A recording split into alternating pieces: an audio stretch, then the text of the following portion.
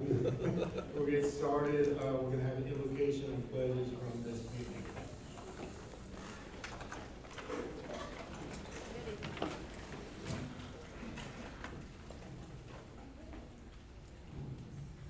Good evening. If you will bow your heads to pray with me. Heavenly Father, as we gather for this final school board member of the 25-26 school year, we thank you for the students, teachers, staff, families, and leaders who have worked faithfully throughout the school year. Grant us wisdom as we reflect on the challenges and successes behind us and prepare for the days ahead of us as we prepare for the upcoming school year. Bless our schools with safety, encouragement, and renewed strength as summer begins. May our decisions always serve the best interests of our students and community. We ask we ask for rest for those who are weary and celebration for accomplishments achieved and hope for the future. Guide us with compassion, unity, and purpose in all we do. Amen. And now for the Pledge of Allegiance.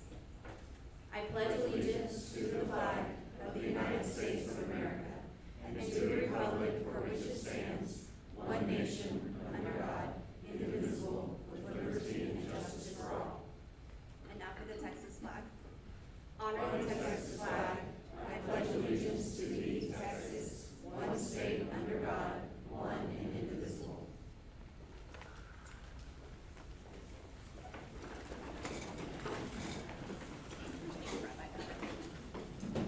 Firstly, to establish a quorum. Members present: Joel Frederick, Becky Stevenson, Dan Reinhardt, Lacey Gosh, Clint Shy. Members absent: Donna Gillum and Melissa Sartain. Announcement that this meeting has been duly called and is noted that this meeting has been posted in accordance with the Texas Open Meetings Act, Section 551043 of the Texas Government Code. We'll start with public participation if we have any. There's none. No public participation. We'll move right into recognitions.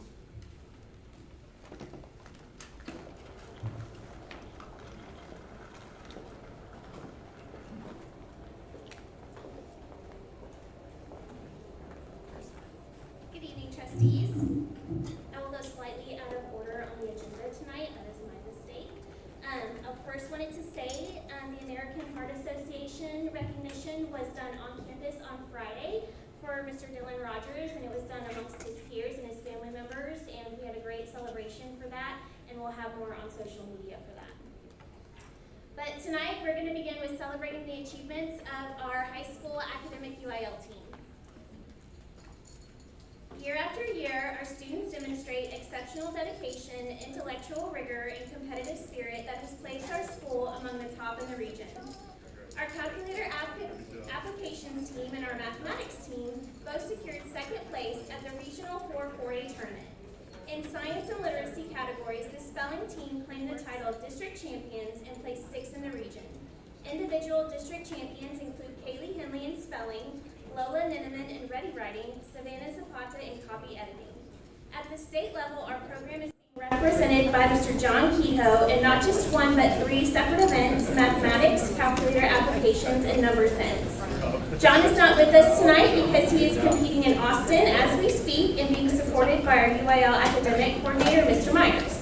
And we can't wait to hear the results from state.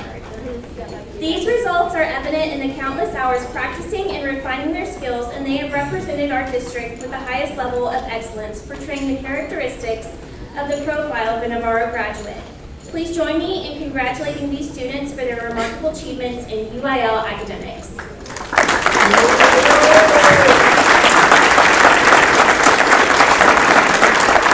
parents, you're welcome to come up and take a photo after I get some photos at the center. Okay. All right, here we go. Just keep smiling. Ruth, would you mind moving that chair for me, please? I'm sorry. Thank you. Okay, a couple more. 1, 2, 3. Parents, you're welcome to come up and get photos.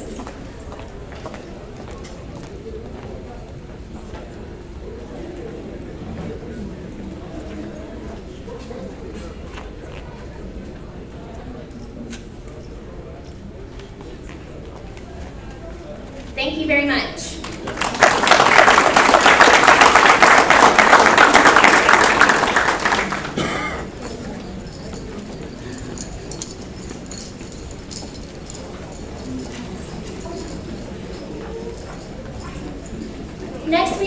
recognize our UIL One at Play. One at Play is a 40-minute production showcasing acting, directing, technical theater, and ensemble storytelling. Performances are evaluated on elements such as performance quality, interpretation, technical execution, and overall effectiveness.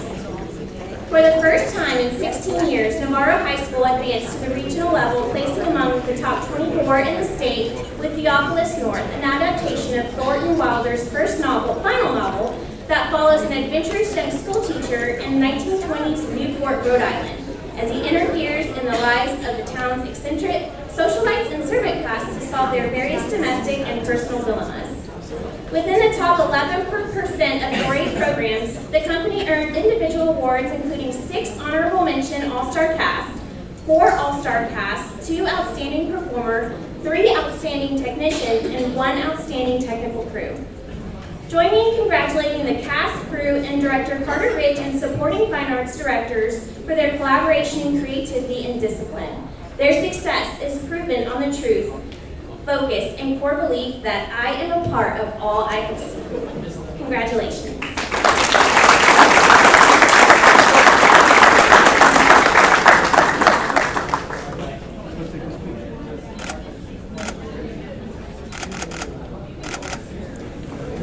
Families, y'all come up.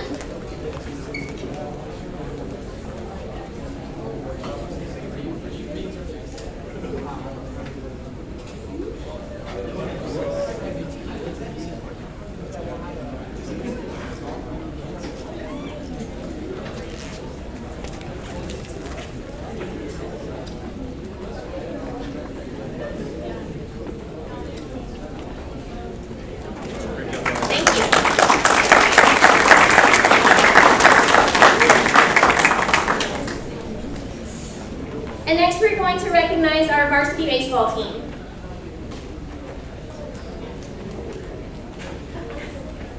This season, these young men displayed a level of grit, talent, and sportsmanship that carried them deep into the postseason, culminating in an impressive run as area finalists. Under the leadership of head coach Elliott and assistant coaches Shipley and Platt, this team swept the major honors for District 28 4A. Top honors include Noah Rosas, District MVP, Austin Davison, District Offensive MVP title, the THSBCA All-Star member, and honorable mention THSCA Academic All-State. Tyler Risky, Defensive MVP, Ryan Davidson, District Pitcher of the Year, Drew Mungai, District Newcomer of the Year.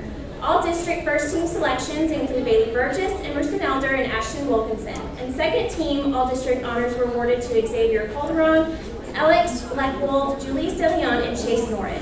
Chase also earned a spot on the second team THSCA Academic All-State, and Christian Gowner honorable mention all-district selection. While these trophies and titles are impressive, they are a result of the efforts of the entire team, who pushed each other every single day on the diamond and have represented our school with pride. Congratulations to our varsity baseball team and coaches.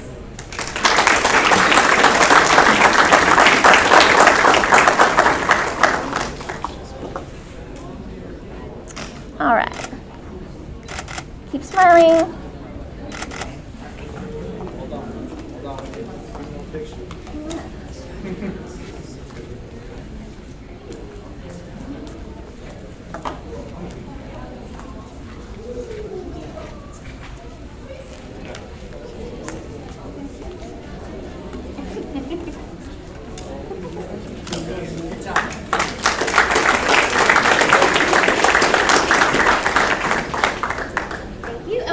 And next we recognize varsity softball. These young women capped off a fantastic season as bi-district finalists, representing our district with tenacity and skill. Under Coach Platt and assistant coaches Flores and Gormley, this team proved they were among the elite in our district. Shelby Stevens was named District Offensive MVP and THSCA Academic All-State First Team. First Team All-District Jillian Baker and Katie Zimmer. Second Team All-District Allison Antista and Audrina Pacheco. Honorable Mention All-District Haley Schronk and Kennedy C. Academic All-District honors include Allison Antista, Jillian Baker, Peyton Cisneros, Natalie Giles, Isabella Hartman, Mason Isaac, Audrina Pacheco, Allison Rosh Schubert, Haley Schronk, Kennedy C, Shelby Stevens, Mallory Velasquez, and Katie Zimmer.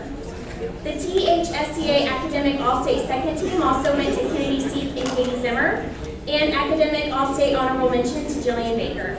Team-specific awards include Kennedy Seek Team Fighting Heart Award and Katie Zimmer Team Defensive MVP. The entire team has shown excellence as a habit both on the diamond and in the classroom. Join me in congratulating our varsity softball players and their coaches for a remarkable season.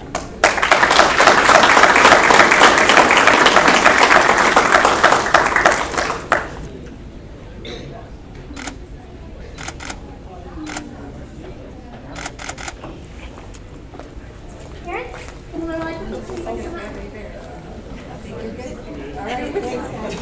Thank you. Okay, and now we're going to showcase the achievements of tennis. Under Coach Schuler and Coach Picarazzi, these teams saw success through district, regional, and state rounds. Leading the way was the powerhouse duo of Bailey Burgess and Kylie Whitlow, who captured the district champion title and fought their way to a third-place finish at the regional tournament and multi-year state qualifiers. Their ability to compete amongst the best in Texas is a testament to their talent and work ethic. Also earning district championships were Jacob Cooper and Jeremy Hamilton, who advanced to the regional quarterfinals, and Erilyn Westover, also a regional qualifier. As we've seen with our other programs, these athletes are also champions in the classroom. Kylie earned the prestigious TTCA Academic All-State Honors, while Bailey Burgess, Jacob Cooper, Jeremy Hamilton, and Erilyn Westover all earned Academic All-District recognition. Whether on the court or in the classroom, these students have represented our district with mental toughness, precision, class, and a competitive fire. Congratulations to our tennis standouts and their coaches for a wonderful season.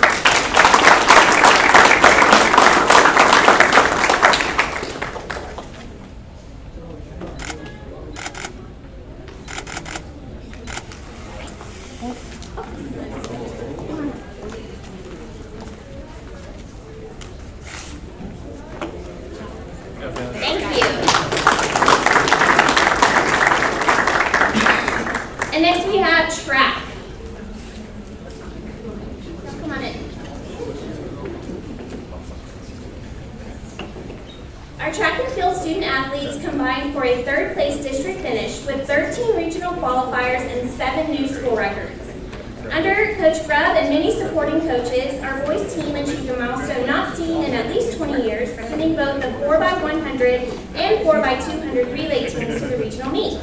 At the highest level of competition, we celebrated 2 exceptional young women who advanced to the UIL state meet, including Lilia Flo, who competed both in the 3,200 meter and 1,600 meter runs, that's the 2 mile and the mile, impressively placing 8th in both events at state. And Emerson Cochran, who competed in the 400 meter dash, securing a spot on the podium as a bronze medalist and a 3rd fastest runner in the state. She had a time of 56.41 seconds. We also celebrate an impressive group of regional qualifiers who represented our area. Jose Carrillo, Radek Galini, Aiden Gray, Mason Harvey, Samuel Ibuma, Hudson Jenner, Patrick Love, Evan Rodriguez, Josiah Sabaron, Brody Zeller, and Katie Gosh. Congratulations to our track and field student athletes and the vibrant community they have built. We celebrate the unique bond shared by these students who push their bodies to the limit together, finding strength in their teammates and respect in their competitors. You have made us very proud. Congratulations.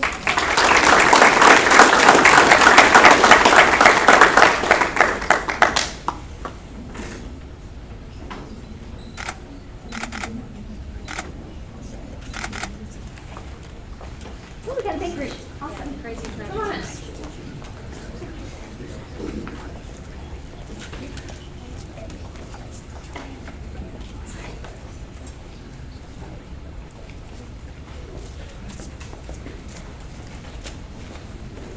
Great job, guys.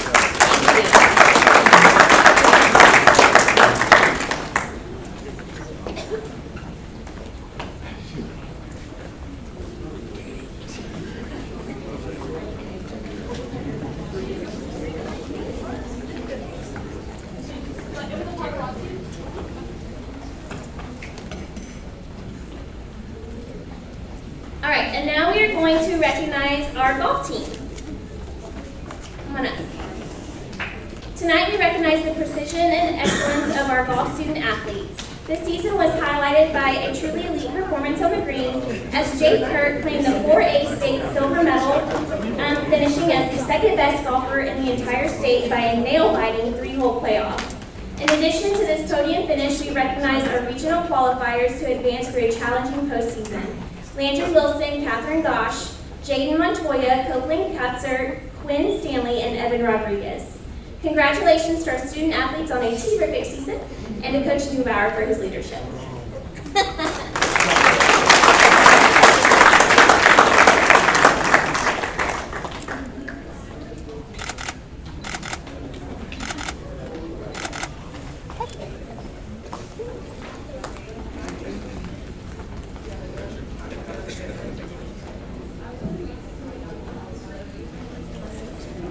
Thank you.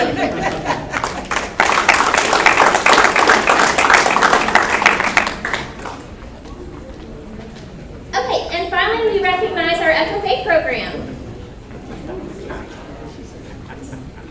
This season, our students have demonstrated new heights within our career development events, or CDEs.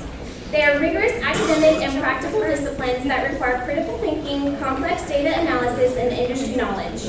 In animal science and selection, our dairy cattle evaluation and horse evaluation teams both secured first place in the district, with the horse evaluation team placing fourth in the area. Both teams advanced to the state level to represent our chapter. The livestock evaluation team showed incredible growth, moving from a third place district finish to a 7th place area finish, ultimately placing 14th out of 97 teams in the state of Texas. Avery Seaside notably ranked first out of 149 contestants at the area level, and Peyton Seaside ranked among the top 5% in the state. In business and natural resources, the farm and agribusiness management team claimed first place in district and second in the area, finishing an impressive 12th in state.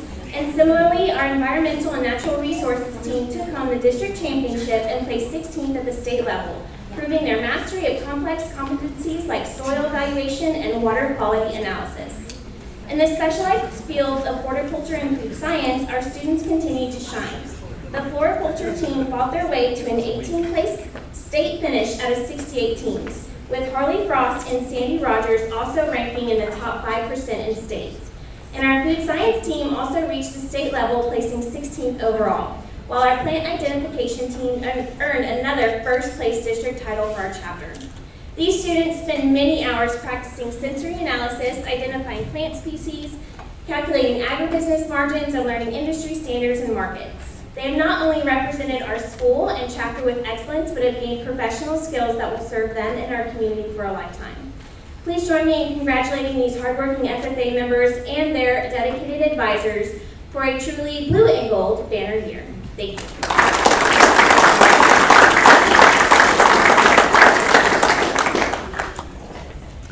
Okay, big group.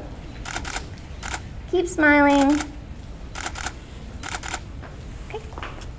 Oh, excuse me. Come on up.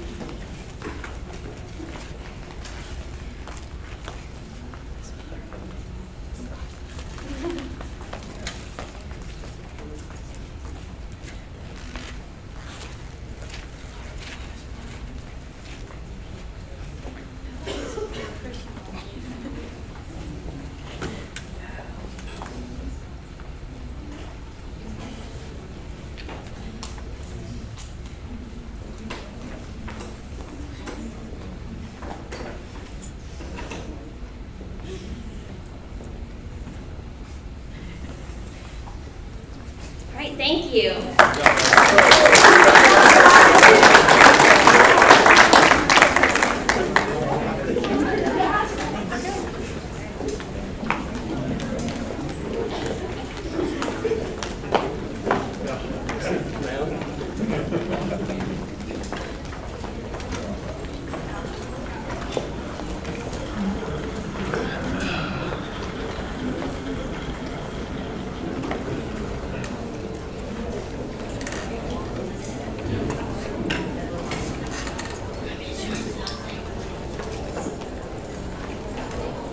All right, moving right along, we have the construction and bond 2021 and 2024 update.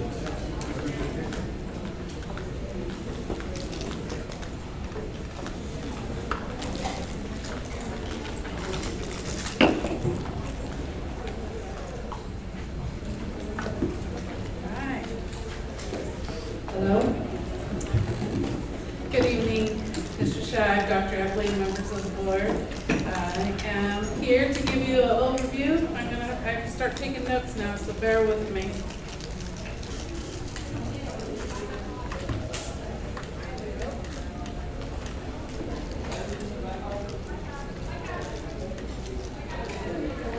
Okay, all the projects still running on schedule. Overview, we recently kicked off this past week the elementary and intermediate refresh project.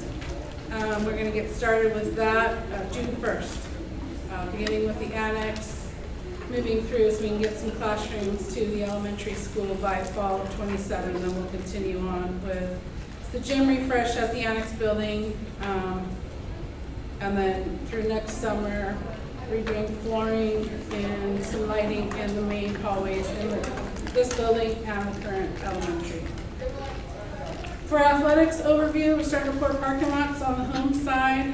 So you have that there on your left. I know you guys drive by, you get to see the front side of the bleachers, so I tried to change it up and show you the back side there. But you see the masonry going up on the elevator shaft. We're starting to put steel in the elevator shaft, fine grading of all the dirt work back under the stands there. To the left, we have scoreboard installation beginning. We're working on getting all the structural steel up on the columns. And for perspective, I tried to get that one panel there in the bottom left with the panther head. To the right, we're starting to prep all the tennis courts for the surface material. This would be a shot from the visitor side, FYI, of on the ground level where the future visitors' grandstands will be, but just kind of give you an overall view of the turf and track. In our junior high refresh project, this is building 500. We started demo on that. Tori and her team were able to get the library empty for us, give us time. We're going to convert that library into 2 classrooms. So there's quite a bit of years of wiring above the ceiling, so we're getting that all cleaned up. We work with Jason and the team to remove any old wires that don't need to be there. And to the right is just perspective of what that corridor looks like. There are still kids in the building, but we plywood at the end of the corridor there. So the 2 classrooms on the right are empty. To the left would be your library, and then if you went straight forward would be the classrooms that are open there. So we're able to work and allowing those students to finish off their school year. And here's the wow factor, the floor in the new junior high, just perspective from the 2nd floor. New at Navarro South on the left, you can see the road expansion work is done for East Martindale. On the right in that picture, they're starting to form out and the drainage channels from the sidewalks and roadway, and then also for the sidewalks. And to the right, you can kind of see the footprint in this picture, but since this picture, we are almost done. We have one more concrete pour left. So we poured the 2nd academic wing last week, and the remaining area to pour will be your gym, which is kind of in the upper right-hand area. Pictures of the pour. Okay, there's a better picture of the footprint. I apologize. So basically, what you see there on your left is now in place on the right, the other half of the academic wing. Wow. Ta-da! I will tell you that I did put in this week's Friday memo. I've been meeting with the city, so all the water line and sewer upgrade work that you see happening around our campuses, I'm trying to be in close communication with the contractors that are actually out there in the field, as well as City of Seguin utilities, just ensuring that they're not blocking our buses, their pipes are staying out of the roadway. I sent a memo of understanding today requesting a certificate of insurance. They want to start putting some pipes in a 150 by 150 area at the corner of Link Road that enters into our athletic complex there. So we're working with Bartlett to make that space available. But the terms of those conditions are you're keeping things clean, any damage, we will, they'll take care of. So if you all hear anything, please let Dr. Epley know, and I have everybody's phone numbers, and I'm not shy to call. Do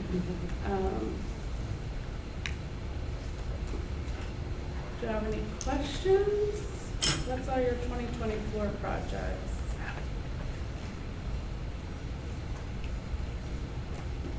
Okay, you know where to find me if you did. Thank you.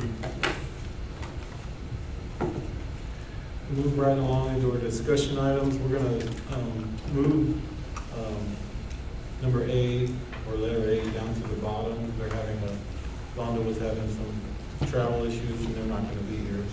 So we'll move them to the end. Next would be B, discussion of delivery methods associated with construction procurement.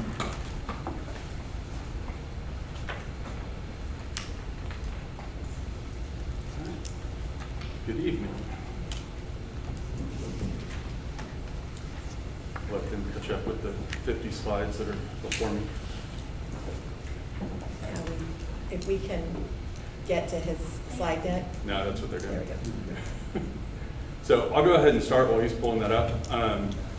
Just because we are going to be assigning procurement methods for the bond projects with the 2046 bond, just wanted to do a quick refresher on what government code says we can and cannot do as far as construction procurement as a public entity. So there's two different Texas government codes that take care of this. 2254 is about professional services, and 2269 is about construction services. So I'm going to go through this quick. If you have questions, please just ask, but I know you've got a lot on your plates tonight, so we've been through this once, just want to kind of touch base, but please do stop if you need something. So 2254, this is professional services, so think of your architects, engineers, but also anybody or anything that requires a license in the state of Texas. So this is accountants, nurses, anyone that has to be registered with the state must be procured through 2254. The way this works is you put out an RFQ, you will shortlist them based on their qualifications, you'll select your top ranked firm, and you'll negotiate a fee. If you cannot come to an agreement on a contract with them, you must formally cease that negotiation and move on to the second ranked firm. The big thing on this, anytime you're dealing with professional services, you cannot request pricing as a qualification or criteria of the judging. So always has to be qualifications first and then negotiate a price with an independent firm. So that's 2254. 2269, there's 6 options that are covered in Government Code 2269 that allow for construction procurement. The first two, competitive bid and competitive sealed proposal, are similar in their process as to where you're going to bring on an architect. That architect is going to design a full set of plans, and then you're going to bid that 100% plans out to the contractors, and they're going to give you a price back. So what that looks like in a competitive bid, the difference, competitive bid is the lowest price. So you must select the lowest price on that response. There's no other qualifications you're looking at when you're looking at competitive bidding. Advantages, you've got the lowest price. Maximum competition, you as the owner controls all the design. The disadvantages, lowest price, not always best quality. You do not have the ability to go back and negotiate, so whatever that price comes in, you're locked in there. If you cannot come to an agreement or that's out of your budget, you must put it back out for an entire bid. So that's our competitive bidding. This chart kind of flows through to where we have the owner on top, you've got your architect in the middle, and then the contractor and subcontractors underneath. You're going to see that similar with competitive sealed proposal. Competitive sealed proposal, same thing. Architect's going to design 100% plans. We're going to bid them out. Difference is we're going to be looking for best value on this. So we're looking for different qualifications, references, history, price, safety. All these different qualifications can be looked at as we're looking at competitive sealed proposal. So you're looking at things other than price, so we know that sometimes the better value may be a little bit more expensive, but you're gonna get what you pay for. You can negotiate after your bids are open. So if you've got someone come in, they're out of budget, you can negotiate that price down without having to completely rebid the project. Disadvantage, because you do have that architect full design without any contractor input to start with, you can run into some more change orders, and you do have a longer schedule because you are doing that 100% construction document design before you actually put it out to bid. So, and then also no contractor input during design and planning. Competitive sealed proposal is very good for straightforward greenfield type projects, simple things that you're not looking at, you know, a lot of challenges or unknowns. Same, follows the same, you just have the qualification selection as opposed to only pricing. So construction manager's agent, this one's very different. We see it more up in North Texas and the Dallas area than we do around here. What this is you're actually hiring an agent to work on your behalf as a fiduciary.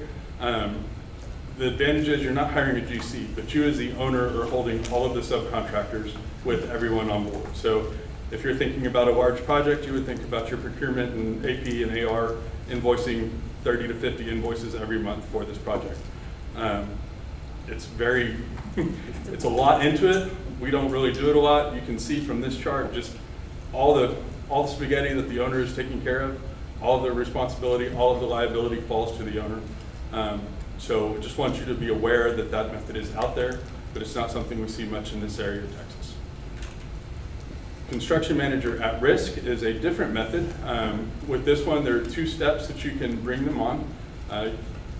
You're going to have your architect on board, and then you're going to bring them on the construction manager at risk, typically early on in the process. The sooner you bring them on, the more benefit you're going to get out of having their expertise through the design period. So you can do this in 1 or 2 steps. A single step would be you put out a request for proposal. Within that, you're going to get back qualifications and their pricing. 2-step is you would put out a request for qualifications. You would score those qualifications, shortlist, and then put out a secondary request for proposal. Within the request for proposal, this is where it gets kind of fun because you're not going to be seeing a full bottom line price. We don't have a full set of drawings. We don't know what the total cost is. So when you're looking at that proposal, you're typically getting 3 qualifications. You're getting their general contractor's fee, you're getting their general conditions fee, and then you're getting their pre-construction fee. So that's what you're looking at when you get their pricing back, and then those at the end of the design are what comes and creates the general or the guaranteed maximum price. Advantages of this, you've got the GC working along the design team, so you've got someone looking through constructability. This is really good when you're looking at phased projects or projects that have unknowns in front of them. You also have the contractor working through any long lead orders. Yeah, long lead items that are required to be ordered up front. So you can, as you've done with athletics, which is design build, but release early packages in order to get things on site when you're ready to build them. Disadvantages, it's a very transparent process. So as the owner, you're reviewing all of the subcontractor invoices along with the general contractors. That's one of the big reasons you have AGCM on your team. And also that the CMAR can do some self-perform work. So when they start doing self-perform, there's some more things to be watching as they do that in order to make sure that they're not kind of getting some additional dollars for things that should be covered in general conditions or general requirements. So there's a little bit more on the owner side as far as management required with business, but that is, again, one of the reasons that we are here. With this one, you've got the owner, architect working together with the construction manager through the design phase. And then the last one that I'm really going to kind of get into, and like I said, I'm going fast, so feel free to stop me, but is design build. So design build, you're going to select an architect and a contractor as one team. This is done through a 2-step RFQ process. So again, we're going to put out a request for qualifications, shortlist up to 5 firms, and then we're going to ask them for interviews and pricing. Same type of thing with pricing. We don't have a full design, so we're looking at what is our budget, what is your fee, what is your subcontract markup, terminology, and then their pre-construction fee. Again, we'll have a guaranteed maximum price before construction begins, and we'll move forward from there. You're going to minimize change orders on this one because you do have a single point, so you don't have the architect pointing to the contractor pointing back to the architect if something was missed. Because they are a single team, it really falls back to them, and so as the owner, you can push back and say, well, that's your problem. You do give up a little bit of control as the owner in the design build, so it's very important to have somebody that is overlooking the project and making sure that it is coming out to how the programming was set forward. All right. So single design build contractor, design team, construction team. So how do we pick? Typically, it's always going to depend on your priorities. So if you're looking for cost, you're typically going to go with a competitive sealed proposal. Quality, we're going to be looking at construction manager at risk, and schedule, we're looking at design build. There are other things that we must consider as we look at this. So we look at market, what's going on in the market. As we know, if you look at 6 months ago to now, things have changed in the market. Complexity of the project is going to be a big one. If it's going to be a phased project, if it's a renovation, if it's a greenfield, all of those are going to fall into consideration as we select the procurement method. Location is important as we get out into other areas. Right here where we're at between San Antonio and Austin, we've got good subcontractor markup or subcontractor participation. And then what is the schedule? What is the cost constraint? What is your quality expectations? All of those are going to go into selection. So again, this just kind of shows a little bit. You all have this in your packet. I'm not going to spend a lot of time here. So are there any questions?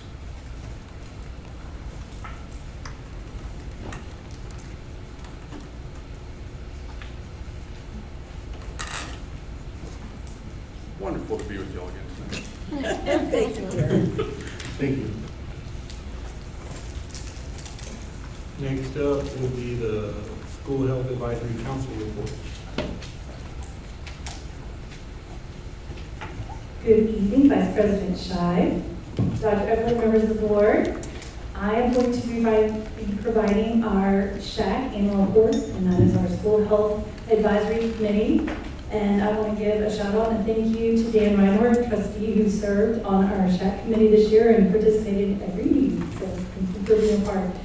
We did have 4 meetings. We are required to have quarterly meetings of the School Health Advisory Committee, and we are currently in a recruiting stage. One of the things that we hope to do for the 26-27 school year is recruit some students to participate on the SHAC committee. I do think that they have some valuable input as we've seen with our student advisory, but these are the members that are key to the committee. Parents are required, and we are required to elect a parent lead. They're a little reluctant sometimes to do this. They feel uncomfortable, so we do a lot of encouragement to get our parents engaged and involved with the committee. And we have teachers, community leaders, we have health professionals. We are already receiving some interest after our Panther Palooza from some outside health professionals that would like to serve that are parents of some of our students, so we're excited about that. Of course, board members, we always are glad to have board members participate. Campus administrators, our food service department, Carlette is wonderful. She's been participating in this committee and helped with our wellness initiatives. And then our physical education teachers, not only do they participate, but they also have a subcommittee. All of the information for SHAC is on our website. We do have a coordinated school health website page, and that is the address if anyone wants to access our information. So our strategic priorities for this year were to expand our SHAC membership. We do recognize that SHAC is sometimes in low attendance. We've tried to move the meeting to different times of the evening just to see if we could attract more individuals for this. And we know that health professionals work, usually long hours, sometimes till 5:30. So we're experimenting with times that would bring more attendance from our community. So we're looking at outreach opportunities, basically educating the community on what is the School Health Advisory Committee. Panther Palooza, we had a table. It was fun to set up. Our students participated in an activity that we had. They provided for us ways that students could be healthy, and we had a drawing at the end of the night for some very garden things that they could do gardening at home with. So how do families, communities, students find out about the School Health Advisory Committee? That is something that we're exploring. So we're looking at our website. Is our website enough to give information about what it is? And then communication, putting things in our almanac, putting things in our Panther reports, and seeing if we can get more interest in the committee. But one of the things that we're really thinking about doing for this next year is an elevated health fair. So we're looking at how can we get our community to participate in the health fair and what types of things would they want. And another thing that we're doing on our campuses to coordinate health activities with our students is our health tip of the week. You'll hear these on our morning announcements, you'll see them in our newsletters, and just really diving into what does health look like. And you'll see this in our PE classes. I'm very excited that our PE teachers are doing a great job at educating students on the benefits of being healthy and living a healthy lifestyle. Also in our cafeteria, Carlette does a really good job of featuring new foods. I know she had a recent taste test, and a first grader told me very explicitly what his very favorite tasting was, and so I'm excited to hear them get excited about new foods. So tailored wellness activities. Every campus has coordinated health activities. So physical fitness is at the center of this, and you will see these, our reindeer run, our color walks, and the different things that happen from campus to campus. We have some amazing facilities, and so we're really thinking about how do we maximize our outdoor education. All of the new playgrounds have play spaces with turf. You've seen lots of balls as you come to the board meeting. They're kicked over the fences. We spend the evening putting those back in the fences.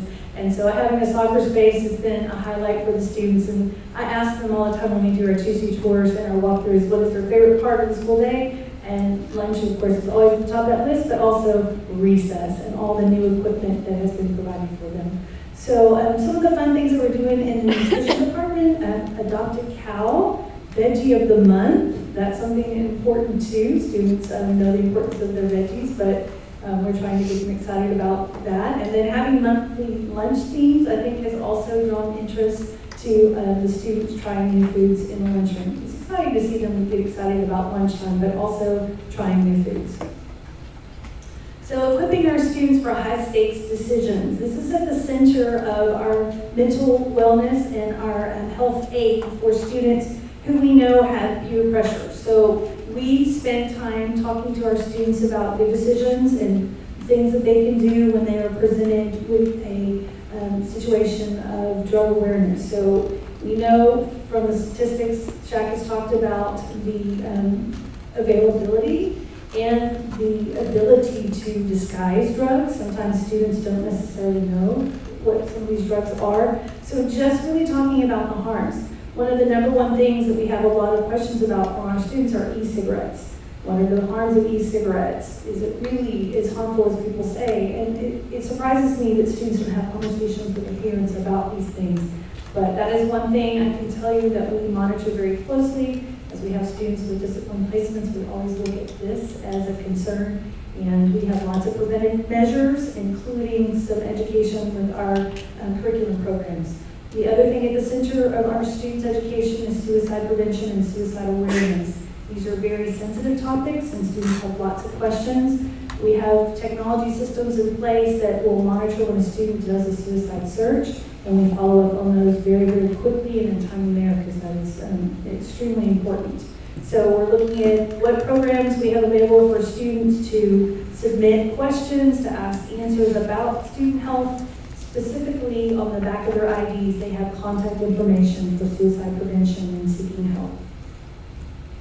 Fueling the mind and integrating nutrition and instruction. I'll talk a little bit about this. It is very important that we think about our meal services and the opportunities we provide for our students within the walls of our school. So Carlette in her Friday memo is always publishing the numbers of students that are eating breakfast, the number of students that are eating lunches, and we're always trying to find ways that we can fuel up and get our students excited about eating meals at school and what types of things interest them. I know she does surveys. Nacho days are very, very popular for students at the high school, but there are other things that the students get very excited about. And I wish I had a student here that told me the other day about the taste testing, but it was fun to live that through his eyes.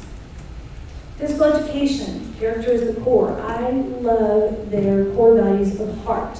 They are instilling in our students honesty, effort, attitude, respect, and teamwork, and looking at lifelong wellness. So they're talking about activities that we can do throughout our lives as we age that are beneficial to us. And, I'm excited to see tennis is very popular in our district. I'm excited to see that golf is very popular in our district, because those are things that we should be able to do for a lifetime. But I love the philosophy that is being instilled from our athletics department.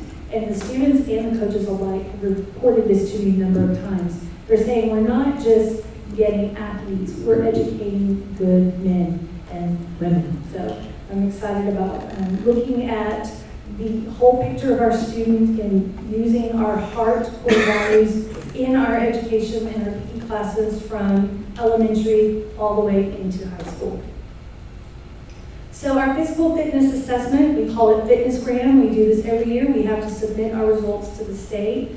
One of the things you'll hear the students talk about is the PACER activity. Basically, the PACER activity is an endurance, and the students are running in a time frame to see how far they can run. And we've seen all students in the grades meet their grade level requirements. And when we have students that are struggling, I see the coaches that are doing strategic things in the gym to help them with endurance. So what else do they measure in the core strength area is their curl-ups, their trunk lift, and they also are targeting strength and conditioning. And you'll see a lot of early strength and conditioning activities in our primary grades. Planks are one of those things that they do for stability, dynamic stretching for mobility, and then movement-based drills for the coordination of balance. So bridging the gaps, preparing fifth graders for pre-athletics. Our pre-athletic numbers are at an all-time high. We've seen more and more students enrolling in pre-athletics. I was doing a walkthrough at the junior high, and I walked into one class, and there was one girl and 17 boys, and the teacher said, pre-athletics, it's the girls' period. So I'm excited to see that students are engaged in athletics, and I enjoy hearing them talk about the number of activities they can be involved in and the teams are going to try out for. So where does it start? It starts in our primary years, equipping the students with the information to be confident in a sport, even if they've never played the sport. So getting them ready for these sports, teaching them the readiness skills, how to dribble, balance, the coordination, so that ultimately they will pick an athletic pathway or a pre-athletics pathway.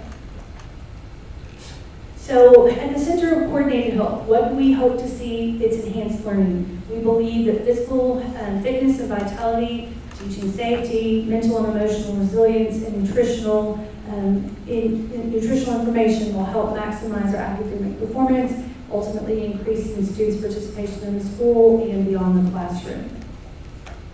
So looking ahead and expanding our impact for 26-27. We've been talking about all these wellness events and what would that look like. So one of the things that the SHAC committee discussed was walking paths. Now that we are out here without a lot of areas around us, do we have designated walking paths? We have people that do walk here. I don't know if you've seen them at dismissal. We really haven't designated an area of what that would look like. So I liked the feedback that came from the committee about could we put this in place, and signage, safe areas where people could come here and walk before school, after school, on the weekends. And then community events, what can we do to be in front of the community and really engage them in what the School Health Advisory Committee is and what the School Health Advisory does. Again, looking at health fairs, we'd like to do 2 health fairs. We'd like to have one at the beginning of the year for our staff, and we'd like to have one at the beginning of the year for immunizations for our families. We'd also like to do one at the end of the year for our staff, kind of a culmination of all the activities throughout the year that they participated in, and recognize our staff members who have achieved milestones such as preparing for a marathon or walking so many miles per week. So when we think about the importance of our health, we're really a little disappointed that we don't have more people engaged with our health advisory. And then looking at seasonal nutrition integration, this is something that we talked about our Harvest Month.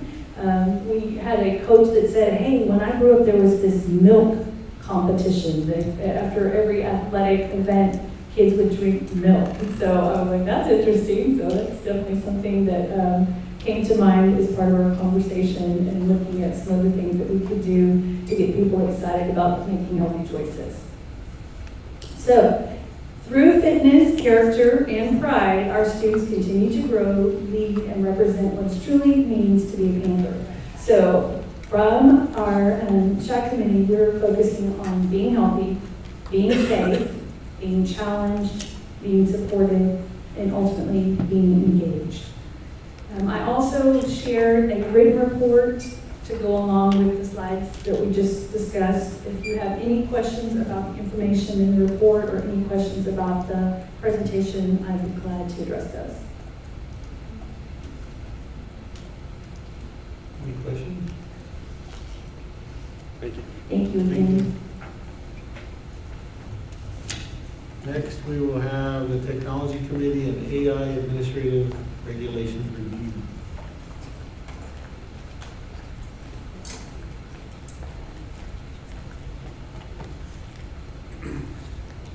Hello, ladies and gentlemen. This year we had a technology committee. It consisted of parents, staff, and a few students. We had 3 meetings throughout the year. Kayla Gissendanner helped co-lead.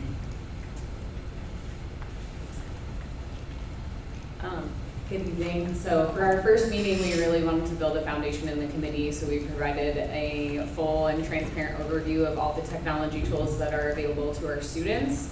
We also covered the systems and the people involved in approving any new technologies, and how we rate what's most purposeful for our students and what helps us make the most academic growth. We also are looking at how to align K-12 with providing students access to technology and skills that will prepare them for opportunities outside of the school environment. So we have a strategic shift from iPads to Chromebooks. This has gone all the way down to kindergarten. Previously, those students were on iPads, and with our keyboarding goal that has been a part of our district innovation the past 2 years, we wanted to increase keyboard familiarity for all students. Also, we've been working very diligently to make sure we align all of our technology application teaks with any instruction we're providing, and in the 26-27 year, we'll be presenting some new formats to our tech apps teachers and core content classrooms to make sure we're providing sort of an additional overview of those skills. And keyboarding proficiency ended very strong this year. We have 6-8 students all exceeding our mastery goal that we set for them, and our 3-5 students are approaching their mastery. They had significant growth from the beginning of the year, and so we're very excited to see that growth for our students and be able to shift some of their focus into more computational thinking and innovative goals. Our second meeting focused entirely on the AI regulations.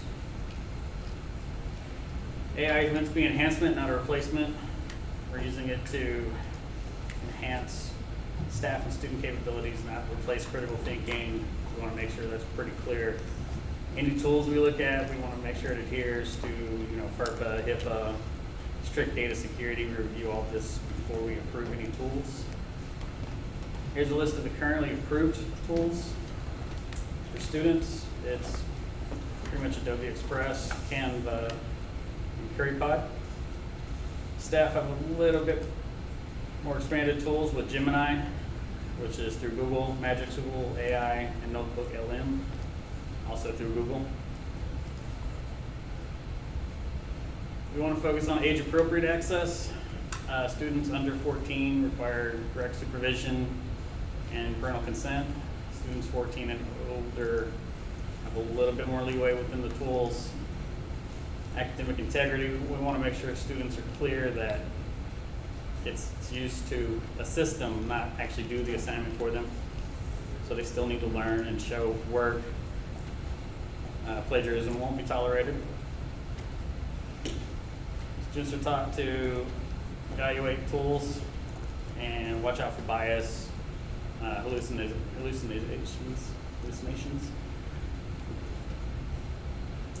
And we want to make sure they don't use AI to bypass security settings, break any laws.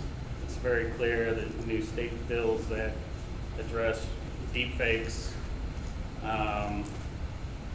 NSFW materials made with AI. Our vetting process, we use the TCEA AI risk spectrum and SHINE frameworks, which are outlined here. This gives us a general overview of how to vet tools to make sure they are beneficial without being cumbersome. Kind of weighs the academic usage and the privacy concerns. Yeah, so the AI risk spectrum sort of gives a red light, green light. That's really talking about what's safe to include into our massive ecosystem of student and teacher devices. And then on the right, the SHINE is really just ensuring that we're only bringing in a tool to enhance any work that our teachers are doing or work that our students are producing. Just to have a regulated tool that anyone who participates in this as a decision maker has something to sort of kind of gut check themselves and also have a little bit of teaching around how we should evaluate a tool before approving it for our district environment. Third meeting, we focused on digital wellness. We talked about our new Custodio app, which is rolled out for parents. In the classroom, teachers use ClassWise to monitor student activities and keep them on track. Custodio is the parent side of that. It allows parents to see what their students are doing throughout the school day. It also allows them a tool at home to put on their student's personal device so they can limit access to digital tools at home. They can turn off the internet at home. They can put filters on their students' cell phones with this app. And this is all provided with our class-wise, our line-wise licensing. And then for digital citizenship, we primarily utilize our tech apps classrooms to cover this. However, we have been bringing more of that out of the classroom into our campuses. And with the rapid change and growth of risk for students, we're ensuring that digital citizenship doesn't just cover the basics anymore of limiting your time, but really being alert and informed of how you navigate an interaction with anything connected to the internet and how to build character in a digital world to protect themselves and others. We did share with y'all the AI administrative regulations. So are there any questions over that or the slides? I have one question, and it's really enough. As far as the tools that you're allowing the students to use, is there any consideration for looking at different tools as the students get older? We are. Okay, for These are just like the initial. Yeah, because it looks like a one size fits all. So, and I know that there's, some image design capabilities and things inside of the Google Gemini that's for education that helps with the older kids. So we're looking at that. Yes. Cool. That's all I have. And I just want to comment on the Custodio thing. That's pretty cool. Like I look it up with my daughters and like, what are you looking at? It's just, and then we laugh about it, and it's pretty funny. So, but I like how you just kind of see exactly what she did throughout the day. Any other question? Thank you very much. Thank you. Next up is bilingual task force committee update.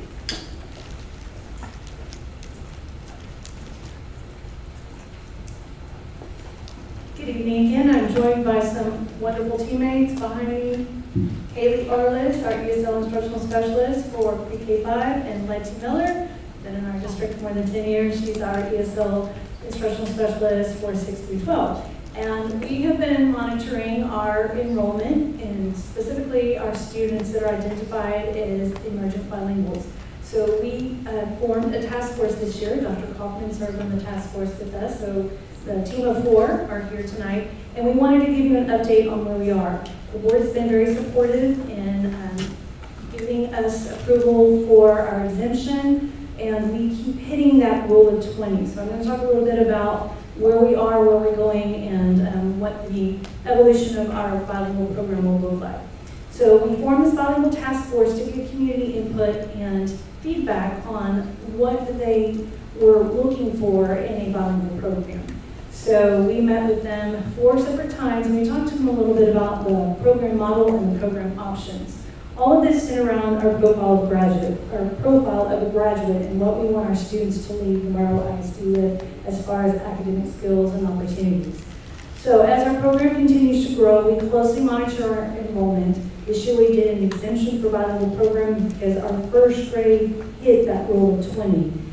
And with that, we had to begin thinking about model selection. What is viable for our district with small numbers and looking forward to sustainability. So again, the TEA rule of 20 says that when there are 20 students in a grade level that speak the same language other than English, we have to offer a bilingual program to meet their needs. Our current enrollment in first grade was 21. It has changed since then, and we'll be talking about those. So our exemption status. In November, we filed an exemption from bilingual programming, and we've been offering ESL supports to those students. We're being very successful. We monitor their academic progress, their attendance, their grades each quarter, and Haley and Letty will be talking a little bit about that information. But the program requirements and the resources we've shared with our families so that they can see facts about the programs. What does it mean for our district? What does it look like in its development? And then what are the curriculum resources, which we will talk a little bit about tonight as well. So I'll now turn it over to my colleague. Hello. Again, my name is Kaylee Arliss. I'm your ESL specialist for pre-K through 5th grade. Up here on the left, what you see are our current numbers. First grade has changed. We had a few students move, so now I am down to 22 in the grade level, and I have 18 Spanish speakers. But that's why I wanted to put the trending column on the right for you.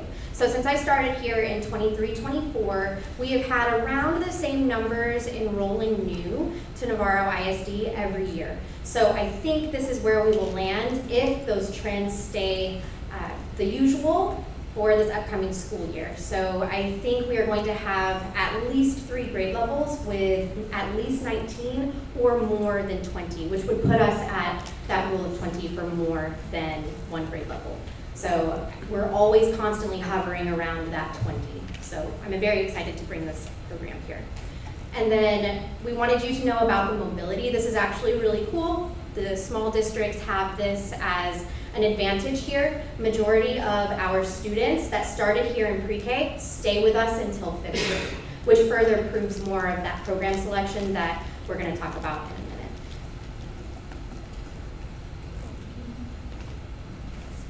minute. You can move it. Thank you. I want to do it in Spanish. Yes. Since it's bilingual task force, right? That's it. Okay, better. Okay, so like Wendy mentioned, I've been here for 11 years, and we've been tracking the kids. So those numbers that you can see there is kids that start with us in kinder have stayed up to 5th grade. They have stayed. Some of them have left us, but the ones that have started here since kinder are continuing here in the 5th grade. So that's pretty cool because they stay with us. And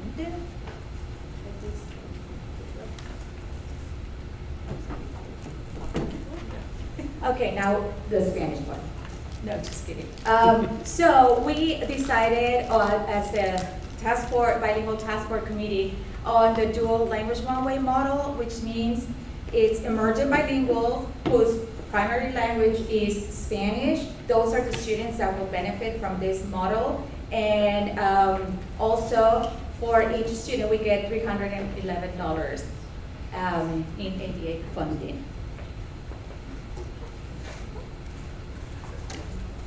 So when we did our staffing at our previous board meeting, we asked for a pre-K bilingual teacher and a kinder bilingual teacher, which we have already hired. Very, very excited to find candidates. Dr. Kaufman has just been turning out all of our new hires so very quickly. So we have 2 people who are very excited to join us, and they will be helping us lift off this dual language one-way model.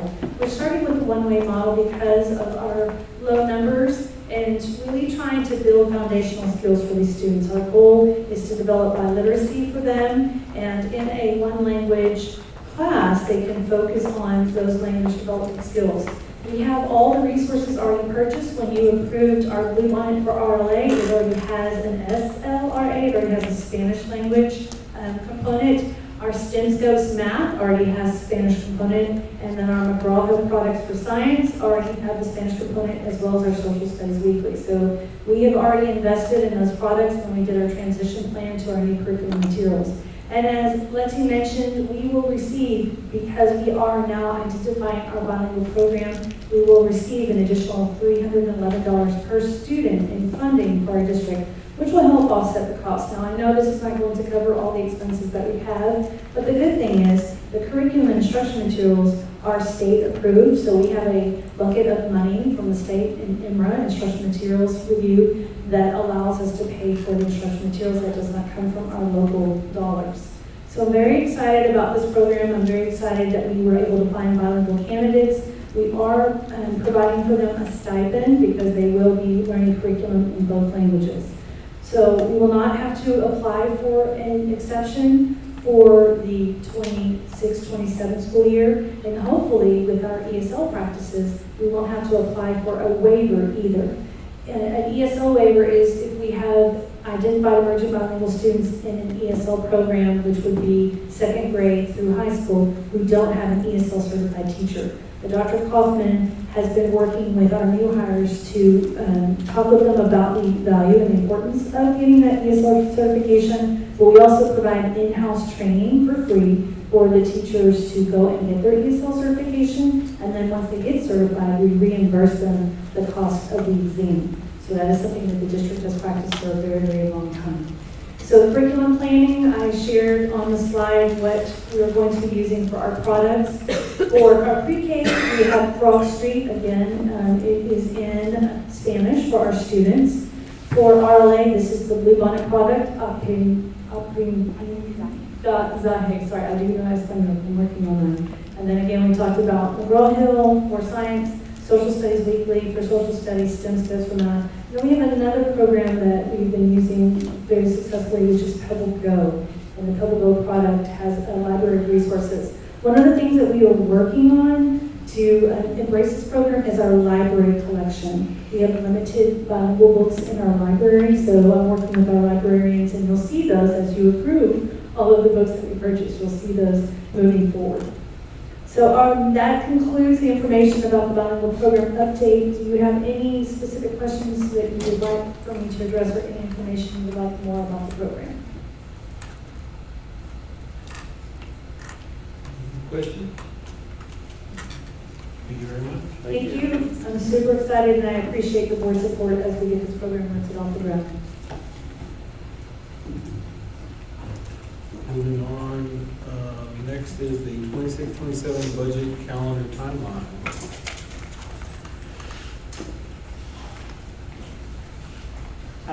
Attached to the agenda item you'll see the budget timeline and where we plan on being and for the budget. What I can tell you, it's very similar to last year and where we're doing. The only change this year for me is on my side. I have contracted with Moat Casey this year because the legislature has made some major changes in how and what we have to do on net truth and taxation that has me concerned to make sure that I follow all those rules and get everything there's requirements on new publications, new links to require the documentation, and I want to make sure that we dot all the I's and cross all those T's. So. And I'm going to be clear for Paul as well. The concern is not being transparent. The right. Truth in taxation we have always done. The concern is just the detail work. You very specifically have to link things on the website. You have to make sure things are published in the newspaper, and there's a lot of detail work that we just want to make sure that we get the right documentation that the legislature has set up that we have to have out. And especially on the tax rate calculation that has been done by the county for us in the past. That sheet, every line item on that sheet that is not a calculated number, you are required to now have a link to a source document.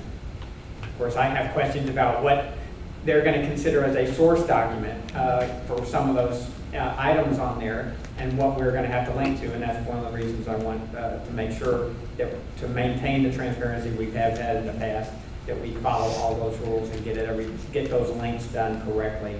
But the county has to publish that on their website with links. The appraisal district has to put it on their website with links, and we have to have it on our website with links. So it's become a little bit daunting this year, and I want to make sure that that we follow the process as required.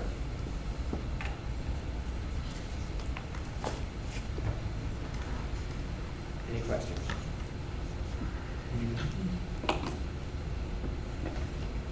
Thank you. I'm going You're to stay still here. I'm going to be here for a while. Next up is stipends. So this is just an information item on the update on our stipends. This is a continuation of the stipend study that was done by TASB last year. Last year, you may recall, we came to you, we took the stipend study that TASB had done. We went and took the athletic stipends halfway last year to where where TASB was recommending. This year, we're going the other half. Last year, we tried to hit all the academics to the max to where TASB wanted us to move to, and we did that last year. So this year, we're taking that other half of the athletic stipends up to where they belong, but there's also some additional stipends that are being added for some areas, along with new positions that are causing increases in the number of stipends on the athletic side, some with new coaches.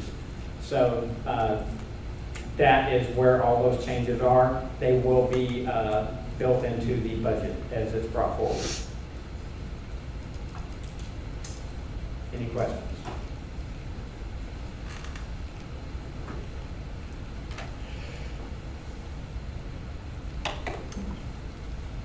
No questions? Thank you very much. Oh, you give me one more time. This is like, almost like August when I talk a lot. All right, next is the employee. Oh, sorry, not me. I couldn't wait to see how that was gonna go down when he called the title. Oh my gosh, I just love forgot that. that one was employee. Good evening, Board and Superintendent Empley. I'm excited to share the employee opinion survey results from last year. This is our second year administering this exact same survey, and so we're able to see some of the changes from last year to this year. So I'm just going to give you the headlines to start with, to try to make this as efficient as we can. We saw big increases in the two questions regarding compensation. That was one of our strong goals, is to both compensate our employees better and to communicate better about the compensation they are receiving. So there's a better understanding of where we are relative to other districts, and to communicate very clearly about the additional funding that we receive from the state as a rural district to be able to provide for stronger raises last year. So that really paid off in terms of employees' perception of their compensation. Technology also saw a big jump. We saw two of the questions related to technology last year were among the lower responses, and they both jumped considerably this year in terms of access to technology and internet.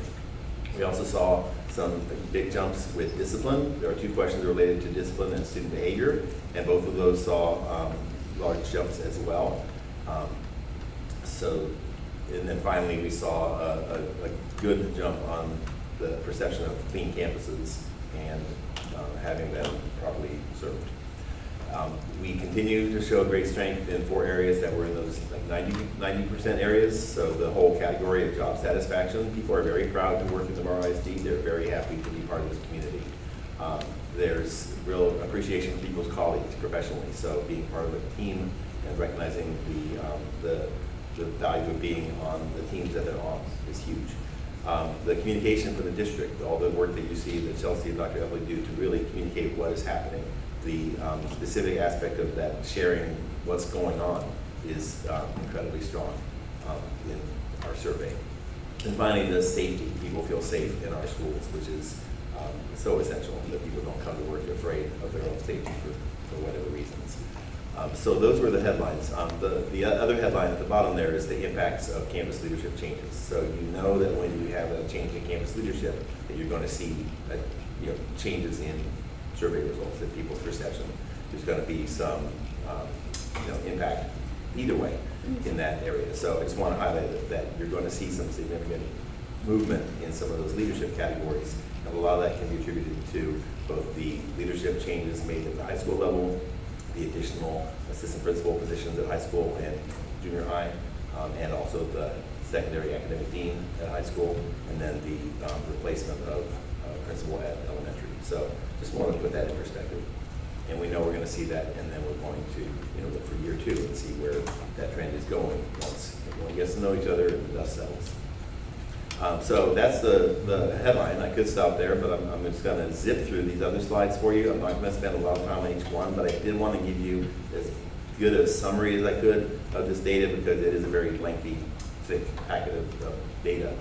So I hope you're able to dig through the data, but I wanted to give this overview also. So just a reminder that this is a survey that's administered by TASB. They administer it as a third party with us not knowing who's responded, who hasn't responded, in order to really maintain the confidentiality of the responses. They're the exact same questions as last year, so that we have comparability. This year we administered it in January instead of in April to get a mid-year instead of waiting till the end of the year. And so that's one difference. And then just a reminder that most of the questions, almost all the questions, are Likert scale, ranging from strongly agree to strongly disagree. And the percentages that they report on this document are those responses that are strongly agree or agree. So what percentage of people kind of answered in the green there. So those, when we see the percentages, that's what it's measuring. Our participation was good, not perfect, but good. So 86% of our possible respondents out of 400 responded to the survey, which is a good response. I mean, it's a great response rate. we want a perfect response rate. So we're gonna really focus on our ancillary support staff next year to get that up from a 55% rate, so that we can really hear from all of our people who are bus drivers, cafeteria workers, custodians, maintenance people. We need to hear their voices strongly as well. The first section of, the first kind of big question that's asked on the survey is to rank what factors are most important to you for your job satisfaction. And the top 3 came out the same as last year. Compensation and benefits, number 1, relationship with coworkers, number 2, and respectful treatment of employees, number 3. In addition, number 4 was identical as well. You can see on the right side and in your packet, the kind of all of those ranked. This does not tell you how they rate them. It simply ranks them in terms of which ones are most important to them, which is why compensation and benefits can be at the top here, but it's not at the top when you look at the actual responses. People still want to see improvement in that. So, so if we're thinking about what we want to target, you can really look at those top 3 as being big leverage things, but you can also look at all those others on the list. Up to 30–40% of people say those are important to them. So there's leverage in each of those areas in terms of improving experience for our employees. All right, now I'm just going to zip through each of those categories and highlight for you. There's kind of a pattern here. The top there is the categories, the job satisfaction. Top right is what percentage overall for all the questions in that category did people answer positively. So 96% of our respondents had a positive response to the overall set of questions for job satisfaction. That represents a 1 percentage point increase from last year. Then you look at the 3 little boxes below. The green on the left shows the highest response question. So 99% of people said that they like the work that they do, which was also the highest rated one last year, and that was no change. The lowest rated one in that category was still very high. 93% of people said they would recommend their campus or department as a good place to work. That was also the lowest last year, but still very high. It was 90% last year, 3 percentage points higher this year. So we saw improvement, so overall positive. And then on the far right side, if there was a category that had the biggest jump. So the biggest jump was a 4 percentage point jump that they would recommend this district as a good place to work. And that took it to 94%. So that's kind of the context for each slide. For relationship with coworkers, 95% positive, up 1 point from last year. Highest responses were a tie at 96% for liking the people they work with and feeling loyal to their immediate team. And then you can see that as a -1 for the first one, so it went from 97 to 96, and that second bullet is stayed the same, no change. The lowest one, again, was very high, 92% reported that the team works well together. And since that's where the PLCs happen, that's where the planning happens, that's where the collaboration happens, it's great to see that people enjoy working with their team and being as productive. And then there was a 2-point jump in the I can depend on my coworkers. Not a huge jump, but 90 to 92% is a nice little, it's going in the right direction. For working conditions, now we're getting into the 80s, 86%. You can see the highest at 92%, same exact as last year. Work in a safe environment and feel secure in their employment. And then the lowest, now we're dipping down to the 70s. So 76% think that their workload is appropriate for their position. It's a 1 percentage point increase from last year, but still we have a quarter of our staff who feels that their workload is excessive. Just something that we really need to pay attention to when we're thinking about what we're asking our people to do. Huge jump, 14% on the 14 percentage points on the having technology tools and internet access to do the job. So that went from last year, that was our lowest in this area at 72%, and now it's up in the 80s. And then a slight decrease in the hours I work unreasonable. Again, something to keep our finger on. 83% is a good response, but when we have that number going down, we just have to pay attention to that. District communications, again, this is a high area at 86%. 94% had that piece I shared earlier about the district sharing important news and events. But then also, I think this part's really super to see that people feel that they understand how their efforts contribute to the district goals. So they see themselves as part of the bigger picture, not just isolated in the classroom teaching their kids. That's, I can point to several things I think that resulted from, but overall it just means good communication throughout the organization. Lowest is employees have a way to express concerns to leaders. I would really like to know more about what the 27% are thinking who don't feel that way. Do they not know what the right channels are? Do they feel that they're being ignored when they do raise concerns? So that is an area that I personally want us to focus on next year to get that up into the 90s. We saw a jump in the policies and procedures communication, and we saw a slight dip on the district recognizing their employee accomplishments. Again, a dip to 84%, but we want that to be 100%. We want people to know the district does value what they do and achieve. And these are going in decreasing order. So you see now we're down to relationship with supervisor dropping to 82%. That did mark a decrease from last year.